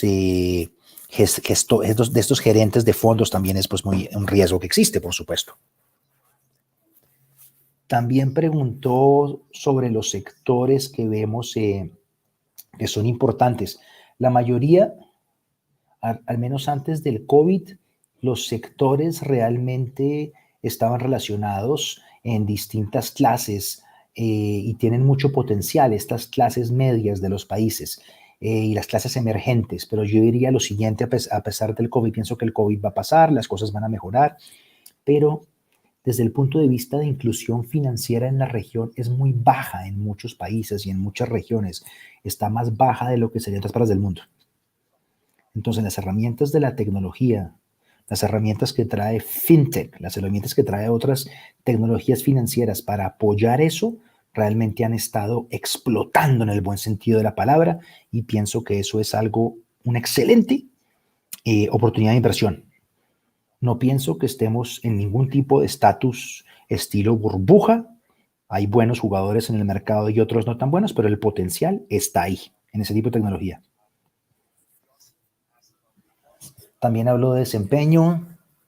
Sí, desafortunadamente el desempeño en Latinoamérica y en el Caribe no ha estado a la altura de otras regiones de alto crecimiento en el mundo. Y obviamente eso ha afectado el tema de inversión. Pero para nosotros, esta es nuestra región. Acá estamos. Entonces nosotros invertimos acá. ¿Mm? Y pienso que miramos el tema de desempeño en los fondos que queremos invertir en términos del contexto de los países, de los sectores. Miramos ciertos benchmarks, ciertas líneas bases si están disponibles y obviamente pues el tema de retorno es muy importante. Entonces es muy importante cualquier cosa que esté en ciertos porcentajes de 16%, 20% es bueno, pero entendemos que muy pocos fondos de hecho pueden tener ese tipo de cifras. Entonces podemos trabajar y construir esta industria a largo plazo. Sara.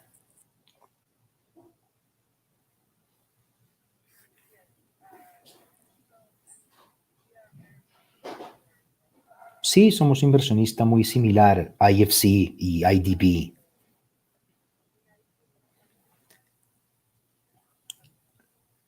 En IFC no es que tengamos un portafolio global en el que vamos a comparar una región con la otra y tienen que competir la una con la otra en cuanto a desempeño.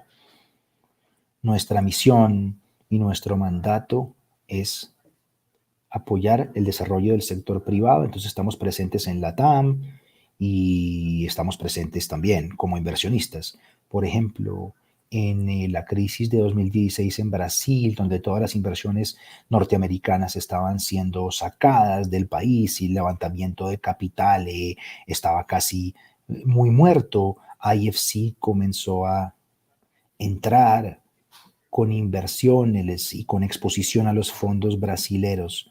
Para nosotros era un buen momento, no era, era un buen momento para invertir, de hecho, era un momento barato para entrar.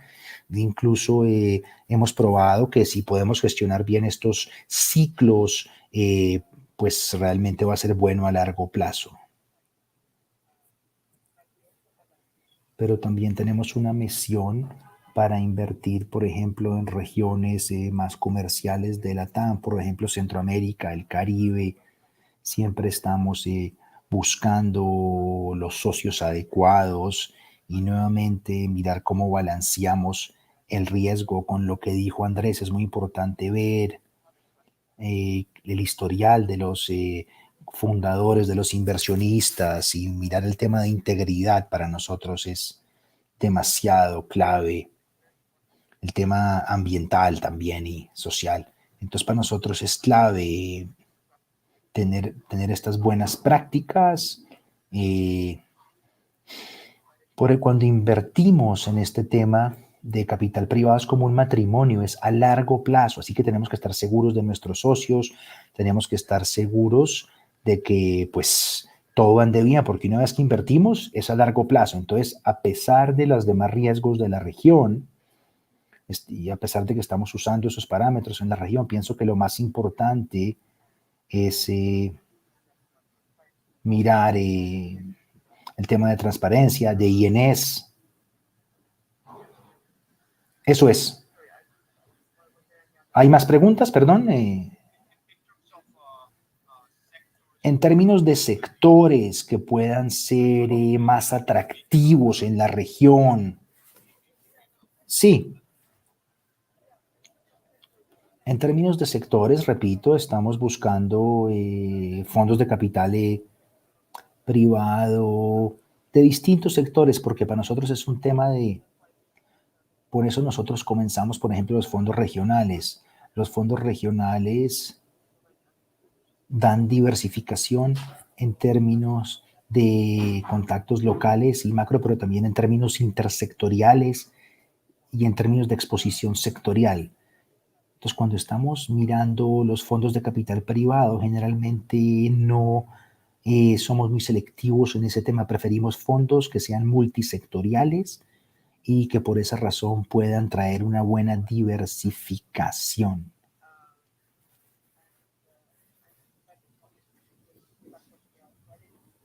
Esto es el tema de capital privado. En temas de capital emprendedor no estamos mirando fondos de fintech o cosas más específicas.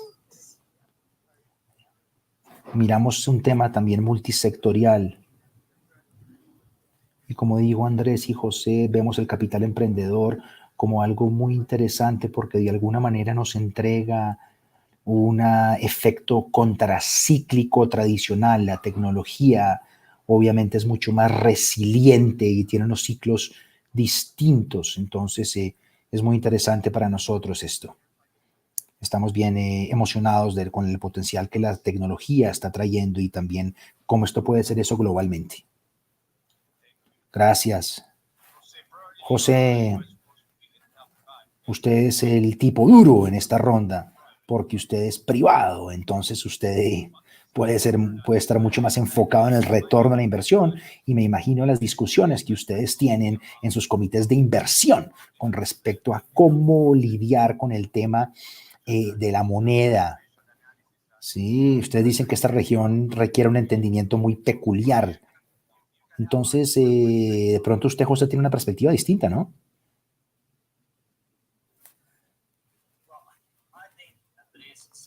Andrés, yo pienso que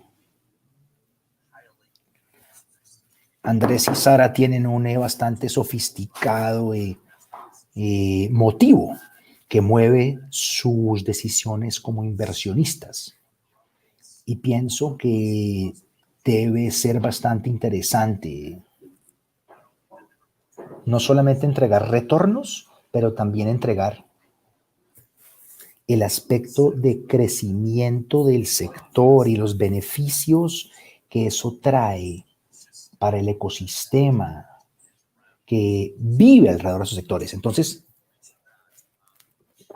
dicho eso, Sí, Lexington, por supuesto, tiene, tiene otro tipo de meta, que es el tema de entrega de valor y desempeño a nuestros gestores de fondos, pero también nos enfocamos en ESG.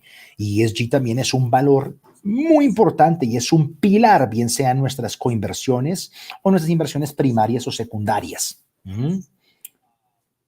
El tema de gobierno social y ambiental. Sí, dicen que es como una pelea, pero pues yo no diría que es una pelea. Tenemos conversaciones con mis socios en términos a dólares invertidos y dólares que vienen al comité de inversión, cómo pueden ser invertidos, bien sean invertidos en Latinoamérica o en otra parte del planeta, en los Estados Unidos, en Europa, en Asia. Y eso sucede con todos los gestores. Estoy seguro, pues, que obviamente toca tomar esas decisiones muy acertadas y preparadas. Estoy de acuerdo con lo que he mencionado en términos de riesgo. Estoy muy sorprendido que tanto Sarah y Andrés hagan referencia a algo que yo aprendí de un senior partner que ya se retiró de nuestro grupo, que es el tema del matrimonio. ¿Con quién estoy haciendo negocios?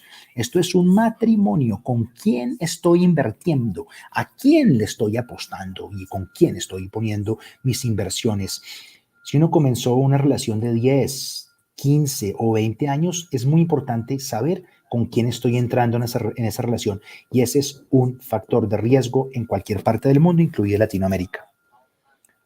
Voy a agregar al tema de liquidez el tema regulatorio, también es un riesgo debido a los cambios gubernamentales. Hemos visto en la región cambios en la regulación que directamente puedan impactar las inversiones hechas. Y esos son los riesgos principales. Pienso que el crecimiento de la clase media es algo, es un activo importante de la región que impulsa el crecimiento en muchas de nuestras inversiones, de nuestro portafolio. También, ahora que la luz está puesta en la tecnología, especialmente durante la pandemia, la penetración del sector de tecnología también es muy importante y es una oportunidad para el desempeño y para el crecimiento en Latinoamérica. Y hemos visto a muchísimos grupos que invierten en crecimiento en el espacio que ha estado entregando buen desempeño, arriba del desempeño promedio de los últimos 5 a 7 años. En términos de cómo las primas de riesgo que le ponemos a Latinoamérica, no les puedo dar esa cifra en ese momento con respecto a esos premiums o a esas primas de riesgo, pero muchas veces cuando suscribimos activos o los metemos a nuestro portafolio, lo vemos de dos maneras. Somos más conservadores en cuanto al resultado de las proyecciones a mediano y largo plazo y realmente tratamos de mitigar ese riesgo de una forma más tradicional. Y sí, por supuesto, sí, queremos un retorno algo alto, porque en la forma promedial, de un punto de vista desde promedio, queremos salir en una posición similar a la que saldríamos con una inversión en una parte del mundo que sea más estable, lo que llamamos retorno esperado. La matemática tiene que ser clara y el desempeño y el resultado tiene que ser parecido a si invirtiéramos en otra zona del mundo. Entonces, sí, existe, hay muchos grupos en la región que están entregando ese tipo de desempeño, ese tipo de performance. Y esta es la época en la que la región está afrontando ciertos problemas en términos de qué tan de moda es el Cono Sur y Latinoamérica en términos de capital privado alrededor del mundo.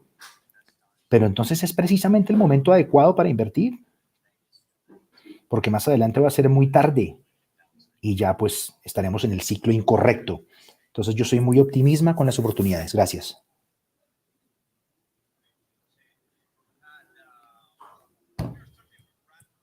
Ya tenemos que terminar, pero no quiero irme sin preguntarles, todos vivimos en un mundo de COVID. Estamos enfocados en cómo las compañías o potencialmente los objetivos o los inversionistas pueden entrar en este mundo de COVID. Pero quiero hacerles una pregunta. ¿Cómo están ustedes manejando? ¿Cómo están transformando o cómo están digitalizando su negocio? O sea, ¿cómo va la transformación digital de sus negocios? Probablemente ustedes pasaban muchísimas horas, muchísimos días durante el año viajando en un avión, visitando a sus clientes, visitando compañías. Y me imagino que en este momento eso cambió totalmente y probablemente sea un cambio que está acá para quedarse. Entonces, no sé si ustedes hayan tenido la oportunidad de cerrar algún negocio durante la pandemia sin verse presencialmente con los clientes, sin reunirse cara a cara con los coinversionistas. Cuéntenme un poquito cómo están transformándose y adaptándose a eso, a estas nuevas realidades y cómo será el post-COVID.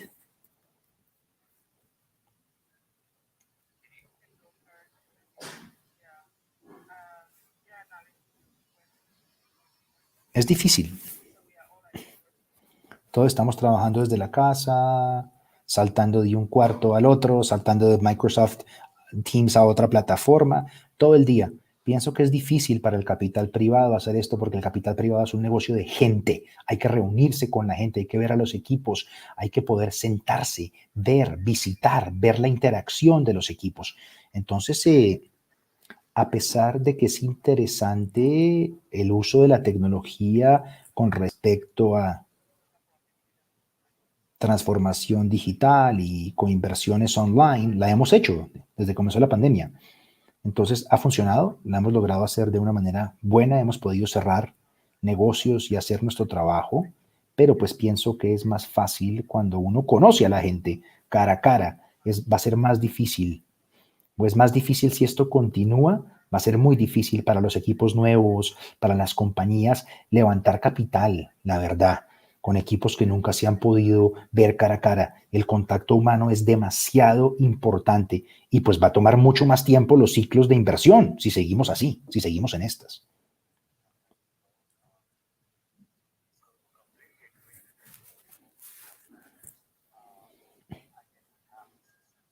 Estoy de acuerdo, tenemos los sistemas, viajamos mucho, trabajamos remotamente, pero cuando uno está hablando de relaciones con clientes, con otros inversionistas, es un negocio de personas.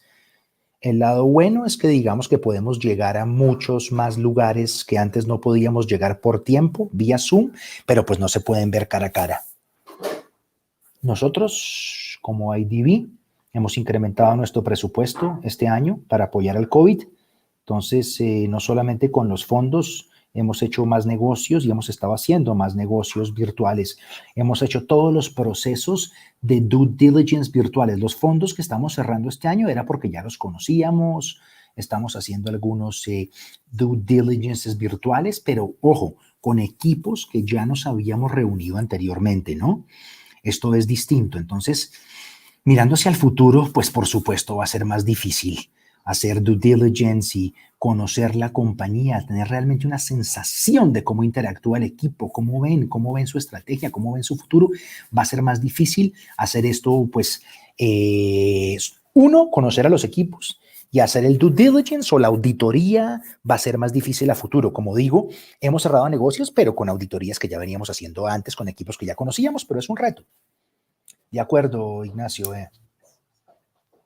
Está sucediendo alrededor del mundo. Yo hablo con mis socios en otras partes del mundo y hablo con nuestros socios inversores y obviamente es mucho más fácil para ellos invertir con grupos que conocen que comenzar a desarrollar nuevas relaciones. Entonces pienso que el tema de auditoría, de due diligence, va a tomar más tiempo para las relaciones nuevas. Pero las cosas están empezando a moverse nuevamente. Yo voy a estar en Chile en 10 días. Me voy a montar en un avión, voy a ir a Chile. Es cerca desde VA, desde Buenos Aires. Y luego veremos cuál es el nuevo normal. Vamos a ver qué pasa. Pero estoy optimista con respecto al futuro y con volver a hacer negocios de pronto de una forma más eficiente. A veces uno viaja 10 horas para visitar a alguien por 45 minutos y a pesar del hecho de que una reunión cara a cara es demasiado indispensable, no necesariamente requiere tantas reuniones. Entonces, de pronto nos da mejor calidad de vida a muchos nosotros, no viajar tanto da mejor calidad de vida. Gracias, muy bueno oír eso. Bueno, señores y señoras, ya terminamos, ya nos pasamos del tiempo estimado. Entonces, quería agradecerles, muchísimas gracias a todos ustedes. Realmente les agradecemos por todo el contenido, las ideas, todo funcionó muy bien. Y como un comentario final, creemos que ustedes muchas veces mencionaron no solamente el tema de retorno financiero, pero el valor a largo plazo, el valor a largo plazo y el impacto es algo muy importante.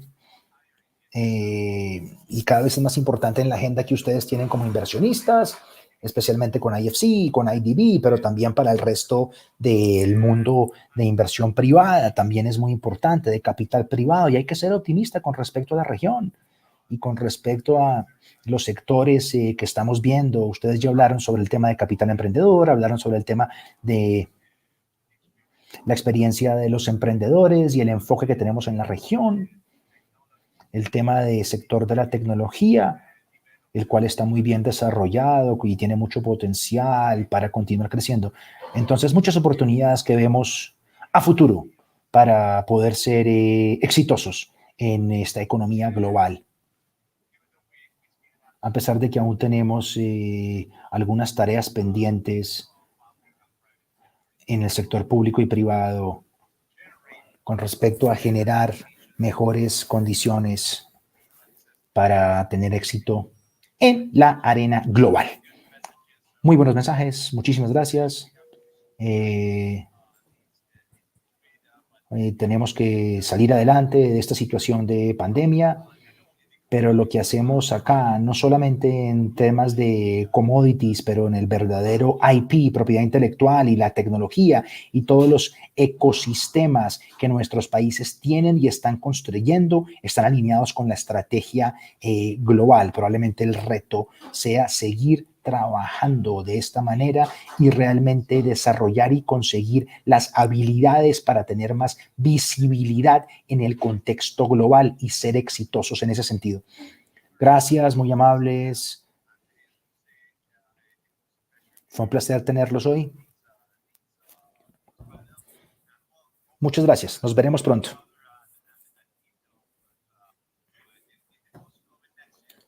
Ojalá nos veamos el otro año. Que estén muy bien. Gracias. Muchas gracias.